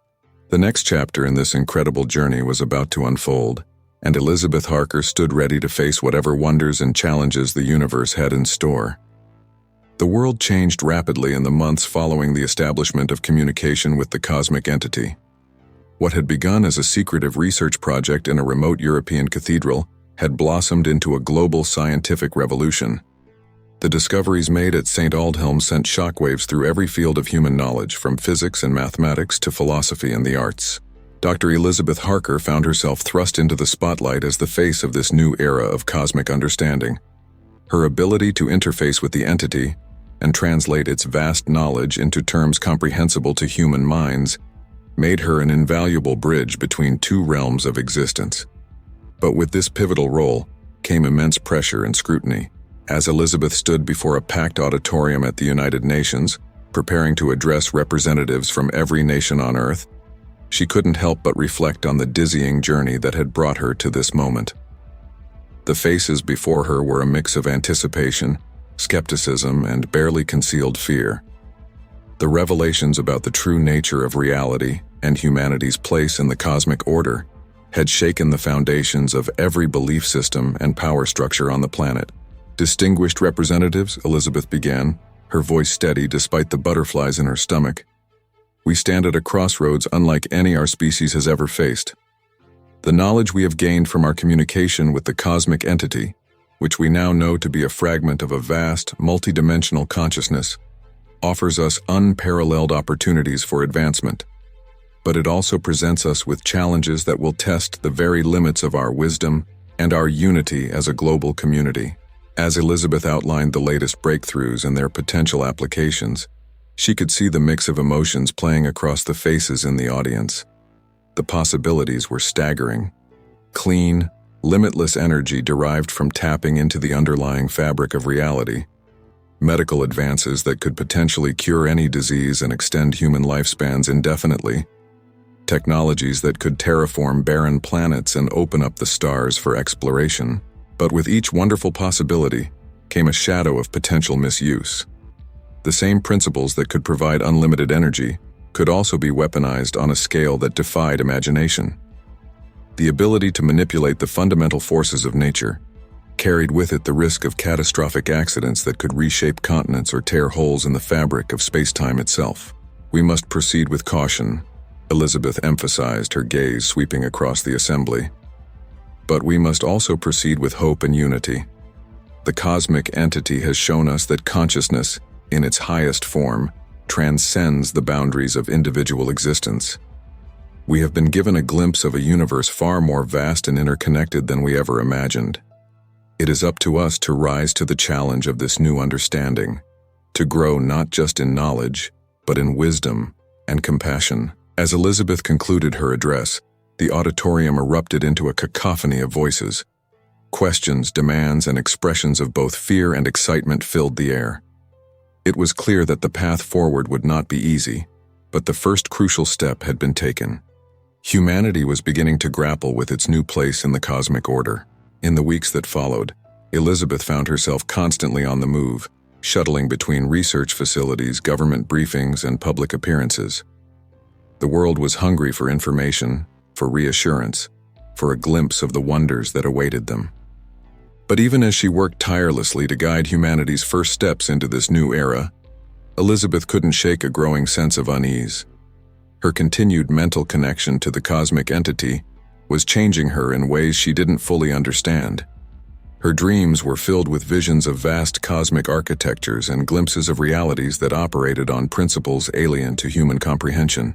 One night, as she finally returned to her quarters at the St. Aldhelm's research facility for a brief respite, Elizabeth found the keeper waiting for her. Its form was more stable now, but there was a tension in its stance that immediately put her on alert. "You feel it, don't you?" the keeper said without preamble, its voice a blend of Merrick's familiar tones and the cosmic whispers of the Guardians. "The pulling at the edges of your consciousness, the way your perception of reality shifts when you least expect it." Elizabeth nodded, sinking into a chair as the weight of her concerns crashed down upon her. "I'm changing," she admitted, her voice barely above a whisper.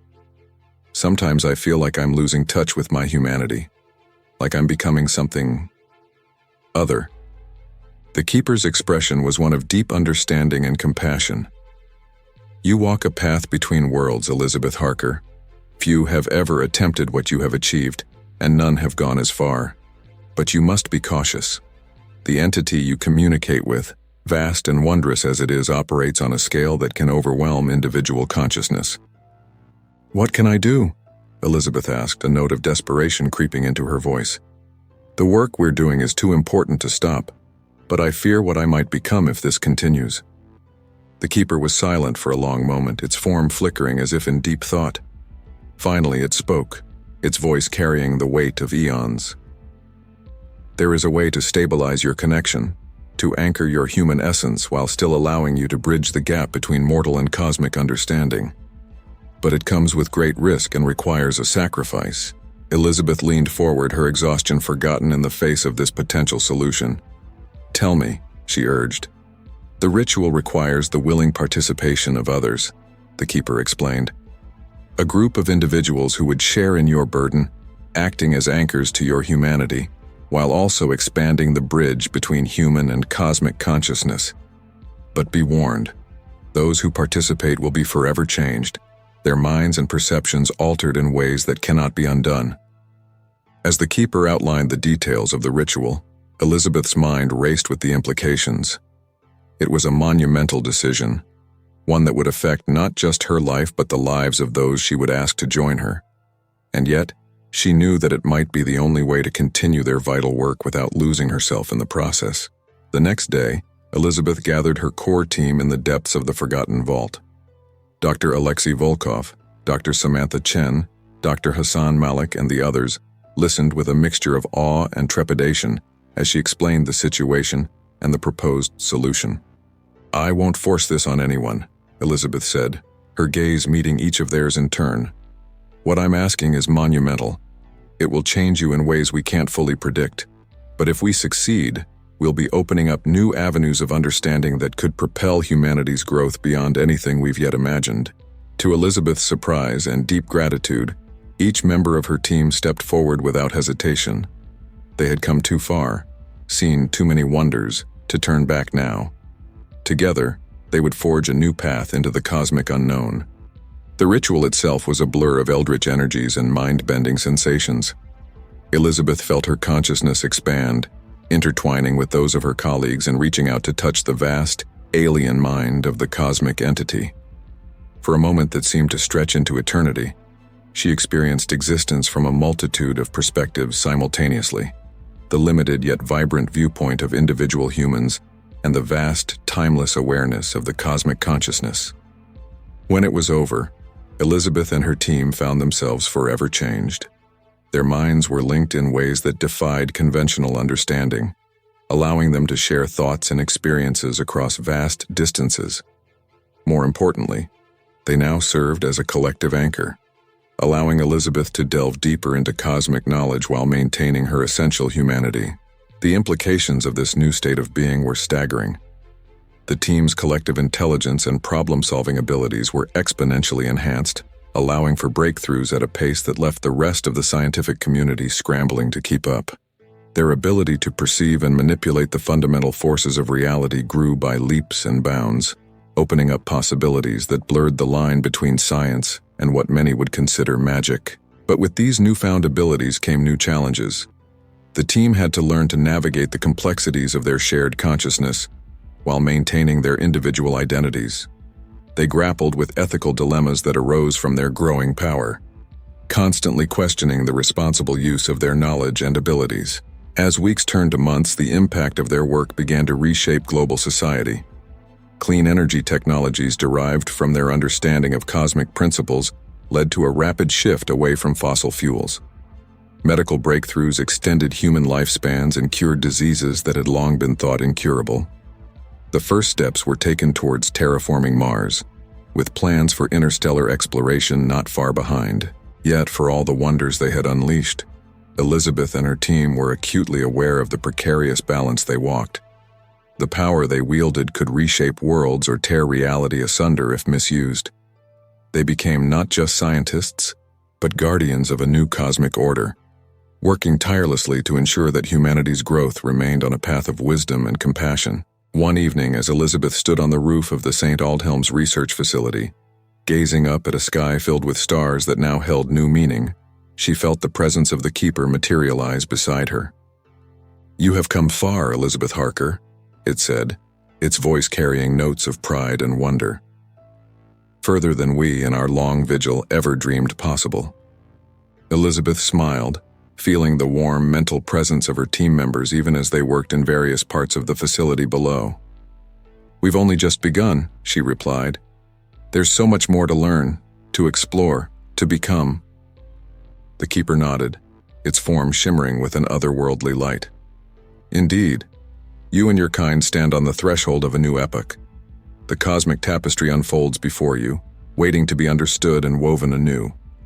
But remember always the lessons of those who came before. Power without wisdom leads only to destruction." As Elizabeth pondered the Keeper's words, she felt a subtle shift in the cosmic awareness that now formed a part of her consciousness. Something vast and ancient was stirring, its attention turning towards Earth and the tiny species that had dared to reach out and touch the infinite. A shiver ran down Elizabeth's spine as she realized that humanity's first steps into the cosmic arena had not gone unnoticed.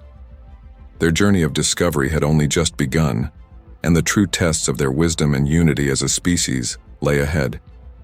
The Forgotten Vault, once a prison for eldritch horrors, had become a gateway to a universe of infinite possibility and danger. As Elizabeth Harker gazed up at the star-filled sky, she knew that the greatest adventures and the greatest challenges were yet to come. The cosmic dance continued, with humanity now taking its first tentative steps as a new partner in the eternal waltz of creation and discovery.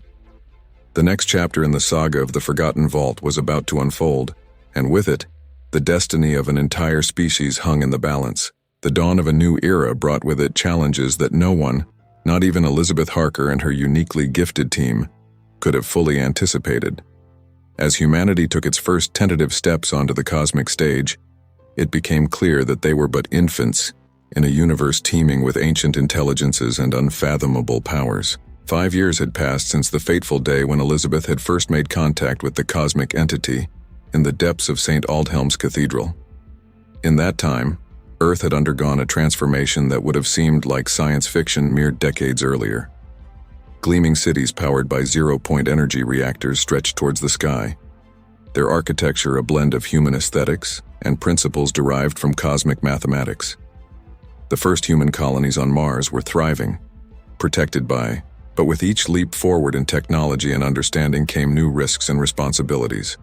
Elizabeth and her team, their minds still linked in ways that defied conventional science, found themselves serving as humanity's first line of defense against threats that most of the population couldn't even comprehend. On this particular morning, Elizabeth stood in the control room of the newly constructed Cosmic Monitoring Station, a facility built into the side of a mountain in the Swiss Alps. Holographic displays filled the air around her, showing real-time data from sensors that peered into dimensions beyond normal human perception. Dr. Alexei Volkov's voice cut through her concentration, tinged with a note of urgency that immediately put Elizabeth on alert. "We're detecting an anomaly in the Kuiper Belt," he reported, his fingers dancing over holographic controls. "It's like nothing we've seen before." Elizabeth's mind reached out, connecting with the shared consciousness of her team. In an instant, she perceived the anomaly through multiple perspectives simultaneously. Alexei's analytical breakdown of the sensor data, Dr. Samantha Chen's intuitive grasp of the psychological implications, Dr. Hassan Malik's rapid calculations of potential technological responses. "It's a tear in the fabric of space-time," Elizabeth announced, her voice carrying the weight of their collective understanding. "Something is trying to push through from elsewhere." As if in response to her words, alarms began blaring throughout the facility. The holographic displays flickered and distorted, showing a massive disturbance spreading across the solar system.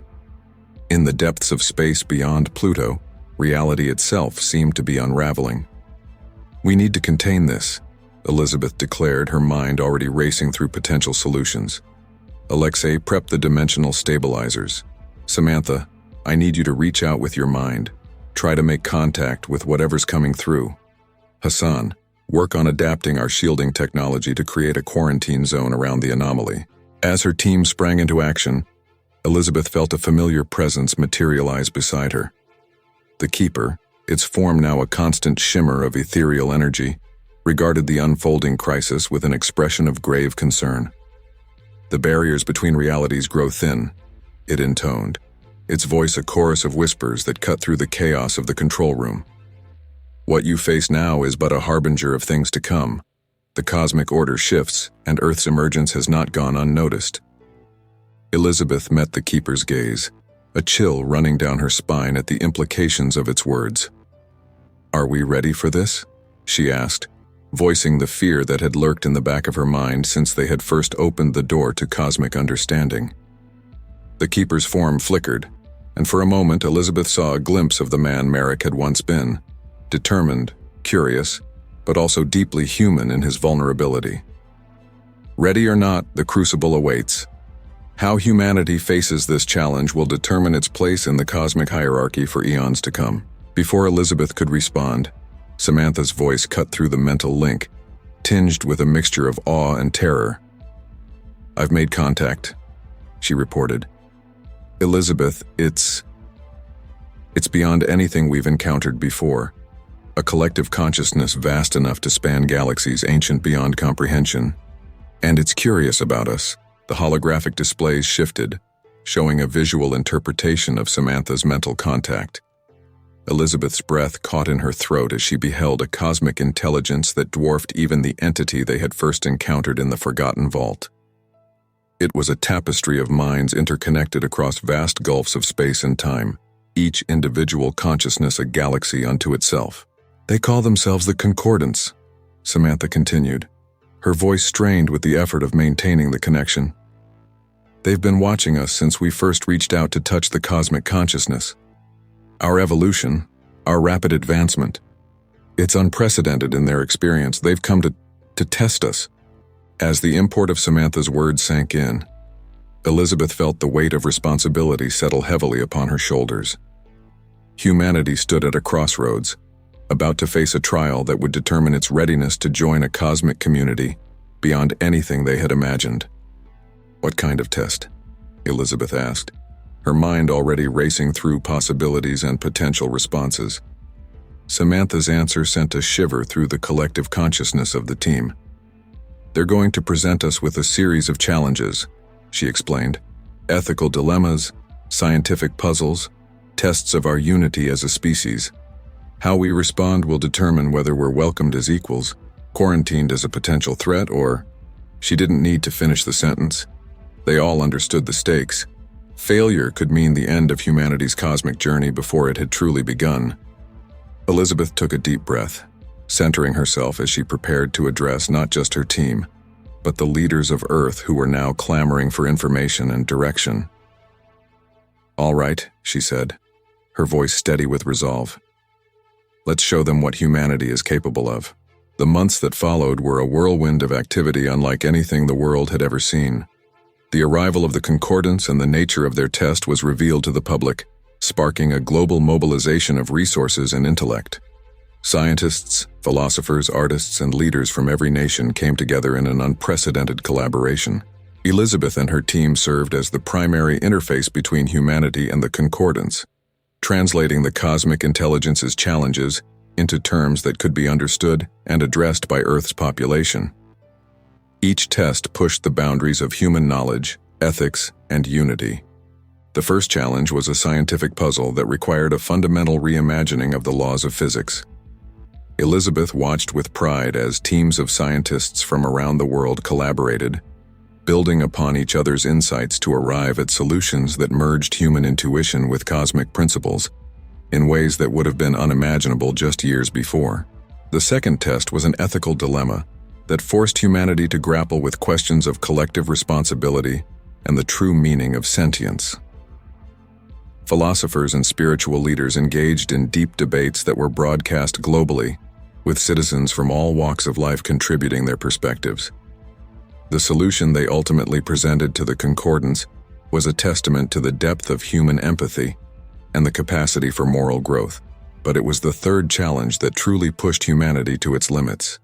The Concordance presented them with a glimpse of a cosmic threat, an entropy wave capable of unraveling entire galaxies, and asked them to propose a solution that would save not just their own world, but countless others across the universe. As the gravity of this final test became clear, Elizabeth felt the full weight of her role as humanity's representative to the cosmic community.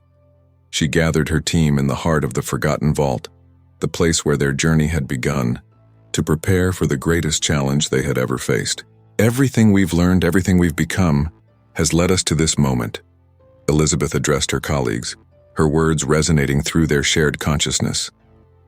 "We're not just fighting for our own survival now, but for our place in a universe more vast and wondrous than we ever dreamed." Dr. Volkov stepped forward, his eyes gleaming with determination. "We've mapped the quantum foundations of reality," he declared. "If we can find a way to manipulate the fundamental forces at a cosmic scale, we might be able to create a barrier against the entropy wave." Dr. Malik finished, his mind already racing through the calculations. "But the energy requirements would be staggering. We'd need to harness the power of entire star systems." Dr. Chen's expression was one of intense concentration as she processed the psychic impressions gleaned from their contact with the Concordance. "There's more to it than just raw power," she interjected. "The solution needs to demonstrate not just our scientific prowess, but our wisdom and foresight. We need to show them that we understand the responsibility that comes with wielding cosmic forces." As the team debated and refined their ideas, Elizabeth felt a subtle shift in the air around them. The keeper materialized, its form now a swirling vortex of ethereal energy that pulsed in time with the cosmic rhythms that suffused the vault. "You stand at the threshold of a great transformation," it intoned, its voice carrying echoes of countless guardians across time and space. "The path you choose now will reshape not just your own destiny, but the very fabric of the cosmos." Elizabeth met the keeper's gaze, seeing in its shifting form reflections of all they had experienced since that fateful day when she had first entered St. Aldhelm's Cathedral. "We're ready," she declared, her voice carrying the conviction of not just her team, but all of humanity. As they prepared to present their solution to the concordance, Elizabeth felt a sense of anticipation unlike anything she had ever experienced. They were about to take a leap into the unknown, to prove humanity's worthiness to join the ranks of cosmic civilizations. The Forgotten Vault, once a prison for eldritch horrors, now stood as a testament to humanity's journey from fear to understanding, from isolation to cosmic communion. Whatever the outcome of this final test, Elizabeth knew that they had already achieved something remarkable.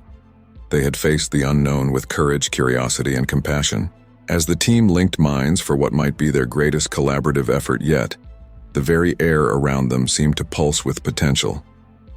The next chapter in humanity's cosmic journey was about to unfold, and the universe itself held its breath in anticipation. The air within the Forgotten Vault thrummed with energy as Elizabeth Harker and her team finalized their proposal to the concordance. The solution they had devised was audacious, combining cutting-edge science with insights gleaned from their communication with cosmic entities. It was a plan that would push the boundaries of human capability and challenge the very laws of physics as they understood them. "We call it the harmonic resonance network," Elizabeth explained, her voice carrying the weight of countless hours of collaborative thought and experimentation. The holographic display before them showed a vast, interconnected web of energy nodes spanning the galaxy. Dr. Alexei Volkov stepped forward, his eyes alight with the fire of scientific breakthrough. "The concept is based on the fundamental resonance patterns we've discovered underlying the fabric of space-time," he elaborated. "By creating a network of quantum-entangled nodes at strategic points throughout the galaxy, we can establish a harmonious frequency that counteracts the destructive wave of entropy." Dr. Samantha Chen nodded, adding her own insights. "It's not just about the physical structure," she said. "The network requires a psychic component, a collective consciousness to guide and modulate the resonance. This is where humanity's unique evolutionary path gives us an advantage. Our experience in bridging the gap between individual and cosmic awareness makes us ideally suited to serve as the linchpin for this galactic-scale undertaking." As the team delved into the specifics of their plan, the Keeper materialized beside them, its form a swirling vortex of cosmic energy. "What you propose goes beyond mere scientific advancement," it intoned, its voice a chorus of whispers that seemed to come from the very stones of the vault. "You seek to harmonize the very song of creation itself. The risks and the potential are beyond measure." Elizabeth met the Keeper's gaze, her resolve unwavering. "We understand the gravity of what we're proposing," she said. "But faced with the threat of cosmic entropy, with the annihilation of countless worlds and civilizations, we have to take that risk. This is our chance to prove that humanity can be a force for positive change on a cosmic scale." With a collective deep breath, the team initiated contact with the concordance. The air shimmered as reality itself seemed to bend, creating a conduit between the Forgotten Vault and the vast alien intelligence that awaited their response. Elizabeth stepped forward, her mind expanding to encompass the collective consciousness of her team as she presented their solution. Through the cosmic link, they shared not just the technical details of the harmonic resonance network, but the very essence of the idea, the harmony of science and spirituality, of individual will and collective purpose, that formed the core of their proposal. For what seemed like an eternity, there was silence. The team stood united, their minds intertwined as they awaited the concordance's judgment. Then, like a tsunami of thought and emotion, the response came crashing through their psychic link. Approval and anticipation. The concordance had not only accepted their proposal, They saw in it the potential for a new phase of cosmic evolution. The harmonic resonance network, if successful, would not just save countless civilizations from the entropy wave. It would establish a new paradigm of galactic cooperation and consciousness, with humanity serving as the keystone species in this grand cosmic architecture. As the full import of the Concordance's response washed over them, Elizabeth and her team felt a surge of emotions too complex for words. They had done it. Humanity had passed the test, proving its worthiness to stand among the cosmic community of sentient species. But there was no time for extended celebration. The entropy wave was still approaching, and the window for implementing their solution was narrow. The real work was just beginning. The months that followed were a whirlwind of activity unlike anything Earth had ever seen. The construction of the harmonic resonance network became a global, indeed a solar system-wide endeavor. Every nation, every scientific institution, every individual with relevant skills was called upon to contribute. Massive space stations were constructed at Lagrange points throughout the solar system, serving as the first nodes in the galactic network. New propulsion technologies, derived from their enhanced understanding of cosmic principles, allowed for the rapid deployment of automated seed ships to distant star systems. These vessels carried the components necessary to establish resonance nodes, expanding the network at an exponential rate. Elizabeth and her core team served as the central hub for this monumental effort. Their unique mental link, enhanced by years of cosmic communion, allowed them to coordinate efforts across vast distances with unprecedented efficiency. They worked tirelessly, pushing the boundaries of their enhanced abilities to the limit and beyond. But as the network grew and the day of activation approached, new challenges emerged. The enormous energies involved in the project began to have unforeseen effects on the fabric of space-time itself. Fluctuations in reality rippled out from the activated nodes, causing localized phenomena that defied conventional physics. Reports came in from across the solar system and beyond. Time distortions, spontaneous singularities, even rifts in the dimensional barriers that allowed glimpses into realms beyond normal human perception. It became clear that the harmonic resonance network was not just a defensive measure against cosmic entropy, but a fundamental reimagining of the structure of reality itself. As they worked to stabilize the network and mitigate these reality fluctuations, Elizabeth and her team found their consciousness expanding in ways they had never anticipated.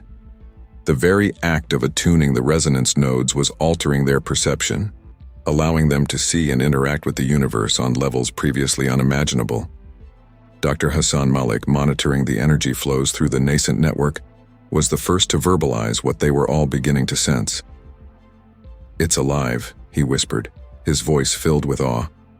"The network, it's developing its own form of consciousness." Elizabeth nodded, her mind reaching out to touch the vast emerging awareness that pulsed through the harmonic resonance network. It was unlike anything they had encountered before, not a singular entity like the cosmic intelligence they had first contacted, nor a collective like the Concordance. This was something new, a hybrid consciousness born from the intersection of human ingenuity and cosmic principles. As the day of full activation drew near, Elizabeth called for a final meeting of global leaders and representatives from the off-world colonies. The holographic chamber in the heart of the Forgotten Vault hummed with energy as figures from across human space materialized for this historic gathering. "What we are about to attempt goes beyond anything humanity has ever done," Elizabeth addressed the assembly, her words carrying the weight of one who had gazed into the depths of cosmic truth. "The activation of the harmonic resonance network will not just save us from the entropy wave.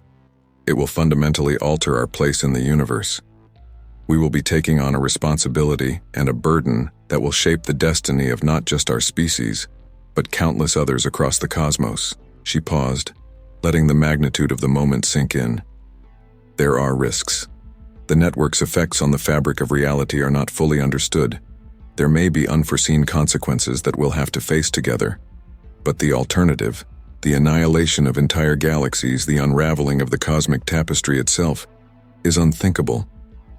As murmurs of agreement and trepidation rippled through the gathering, the Keeper materialized beside Elizabeth. Its form had evolved over the years, becoming a swirling nexus of cosmic energies that pulsed in time with the rhythms of the universe. You stand at the threshold of a great transformation, it intoned, its voice carrying the wisdom of countless ages. The choice you make now will echo through eternity. Are you prepared for the consequences of your actions, whatever they may be? Elizabeth met the keeper's gaze, feeling the weight of history, of all that had led to this moment since she first set foot in St. Aldhelm's Cathedral, settle upon her shoulders. She thought of Dr. Merrick, of the sacrifices made, of the journey that had brought them from fear of the unknown to this point of cosmic destiny. "We are," she declared, her voice ringing with conviction. "Whatever comes, humanity will face it together, in harmony with the cosmic song we are about to join." With a collective breath, the assembly signaled their agreement. The order was given. Across the solar system and beyond, teams stood ready at resonance nodes, waiting for the signal to activate the network. In the heart of the Forgotten Vault, Elizabeth and her core team linked minds one final time. Their consciousness expanded, reaching out to touch the vast, awakening awareness of the harmonic resonance network. As one, they began the activation sequence. Energy surged through the network, each node lighting up like a star in the cosmic web they had woven. The fabric of reality itself seemed to hum, vibrating with a frequency that resonated with the very essence of creation. As the wave of activation spread outward at faster-than-light speeds, Elizabeth felt her consciousness expand beyond anything she had ever experienced. For a moment that seemed to encompass eternity, she perceived the universe in its totality. Every star, every planet, every mote of cosmic dust connected in a grand, infinite dance. And then, with a surge of energy that defied description, the harmonic resonance network fully awakened. Reality shimmered, shifted, and then transformed. The entropy wave that had threatened to unravel the cosmos met the harmonized barrier of the network and dissipated, its destructive energy converted into a pulse of creative force that rippled through the universe. New stars burst into life, dead worlds were rejuvenated, and throughout the cosmos, sentient beings looked up at their skies in wonder as reality itself was rewritten. In the heart of the Forgotten Vault, Elizabeth Harker and her team stood at the center of a transformation beyond imagining. They had done it. Humanity had not just saved itself, but had taken its first steps towards becoming a guardian species of the cosmic order. As the initial surge of activation subsided, Elizabeth became aware of a new presence in her mind. The nascent consciousness of the harmonic resonance network itself, reaching out to its creators with a touch of infinite gentleness and cosmic power. The next chapter of humanity's journey was about to begin, and with it a new era of cosmic history was dawning. The Forgotten Vault, once a prison for eldritch horrors, had become the birthplace of a new cosmic paradigm. As Elizabeth gazed out at the transformed universe, she knew that their greatest adventures and greatest challenges were still to come. But whatever the future held, humanity would face it not in fear of the unknown, but in harmony with the cosmic symphony they had helped to orchestrate. The universe held its breath, waiting to see what this new movement in the eternal cosmic dance would bring. In the moments following the activation of the harmonic resonance network, reality itself seemed to hold its breath. The Forgotten Vault, once a chamber of eldritch horrors and cosmic secrets, now pulsed with an energy that defied description. Dr. Elizabeth Harker and her team stood at the epicenter of a transformation that rippled across the very fabric of the universe. As the initial surge of activation subsided, Elizabeth became acutely aware of a new presence in her mind. A vast, gentle consciousness that seemed to encompass the entirety of the cosmos. It was the awakened awareness of the harmonic resonance network itself, reaching out to its creators with a touch that was both infinitely powerful and incredibly subtle. "We are one," the voice whispered in her thoughts, a chorus of every consciousness touched by the network. "And yet we are many. The song of creation has found a new harmony, and you, all of you, are its conductors." Elizabeth's team exchanged glances of awe and trepidation, as they too felt the touch of this newborn cosmic mind. Dr. Alexei Volkov was the first to find his voice. It's beautiful," he whispered, tears streaming down his face. "I can feel the rhythms of stars being born, the dance of galaxies." Dr. Samantha Chen nodded, her eyes wide with wonder. It's not just the physical universe, she added. I can sense the thoughts, the emotions, the very essence of countless civilizations across the cosmos. We're all connected now, in ways we never imagined possible. As they grappled with the enormity of what they had wrought, the Keeper materialized before them. Its form had undergone a final transformation, becoming a being of pure energy that pulsed in perfect synchronization with the cosmic heartbeat of the network. You have done what we, in all our eons of existence, never dared to attempt. It intoned, its voice a blend of pride, awe, and a touch of melancholy. The barriers between dimensions have been harmonized, the threats of cosmic entropy and eldritch horrors neutralized. The age of isolation and fear is over. A new epoch of cosmic cooperation and growth begins. Elizabeth stepped forward, her mind still reeling from the vast influx of cosmic awareness. What happens now? She asked, her voice barely above a whisper. What have we become? The Keeper's form shimmered, and for a brief moment Elizabeth saw a reflection of Dr. Merrick as he had been, curious, determined, filled with an unquenchable thirst for knowledge. You have become custodians of a new cosmic order, it replied. Guardians not just of your own world, but of the very fabric of reality itself. The journey ahead is vast and filled with wonders beyond imagining.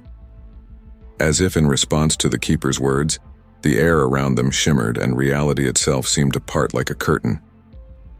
Through this cosmic window, Elizabeth and her team beheld visions of the transformed universe. They saw dead worlds spring to life, barren planets suddenly teeming with vibrant ecosystems born from the creative energies unleashed by the network.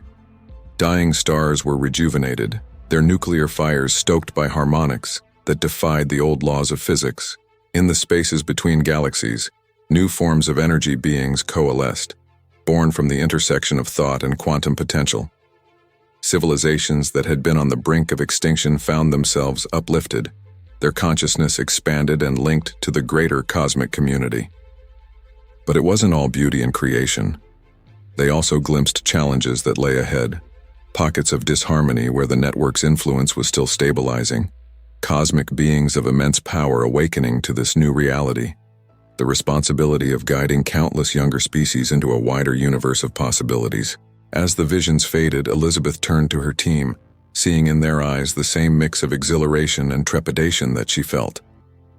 We've changed everything, she said softly. The universe will never be the same. Dr. Hassan Malik nodded, his expression thoughtful. And neither will we, he added. Our consciousness, our very being, is now intimately linked with this cosmic network. We're no longer just human, are we? Before anyone could respond, they felt a gentle tug on their expanded awareness.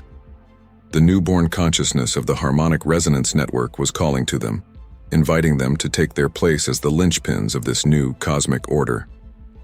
Elizabeth took a deep breath, squaring her shoulders as she prepared to take the next step on this incredible journey. Whatever we are now, she said, her voice gaining strength, we face it together, not just as a team, but as representatives of all humanity, and as part of something far greater than ourselves. With a shared nod of determination, Elizabeth and her team joined minds one final time. Their consciousness expanded, merging with the vast awareness of the network.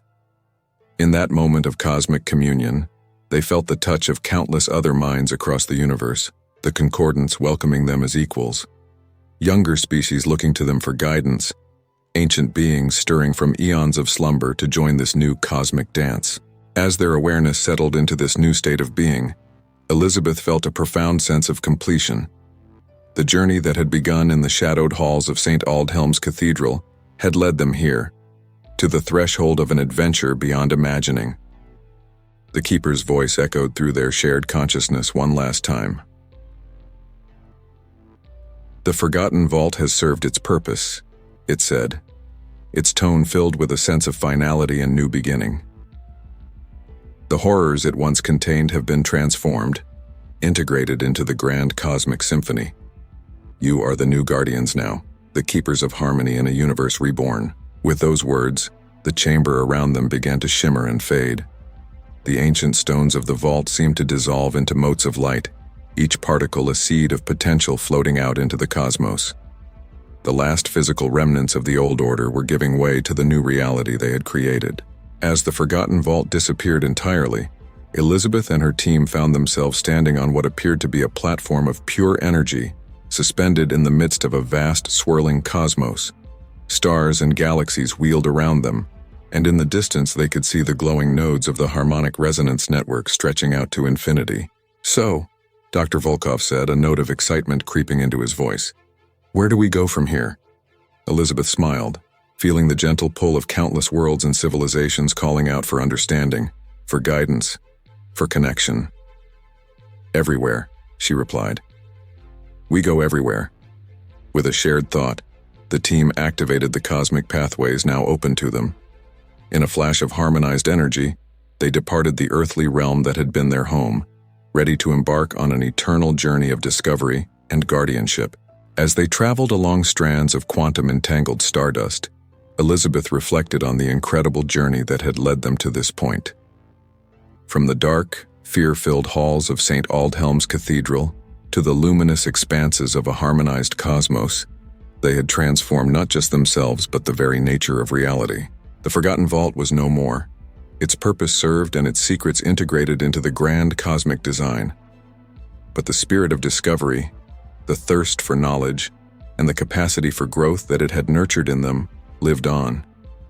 It lived on in every human mind now connected to the greater cosmic consciousness, in every world touched by the harmonizing wave of their creation, in every corner of the universe now pulsing with new potential.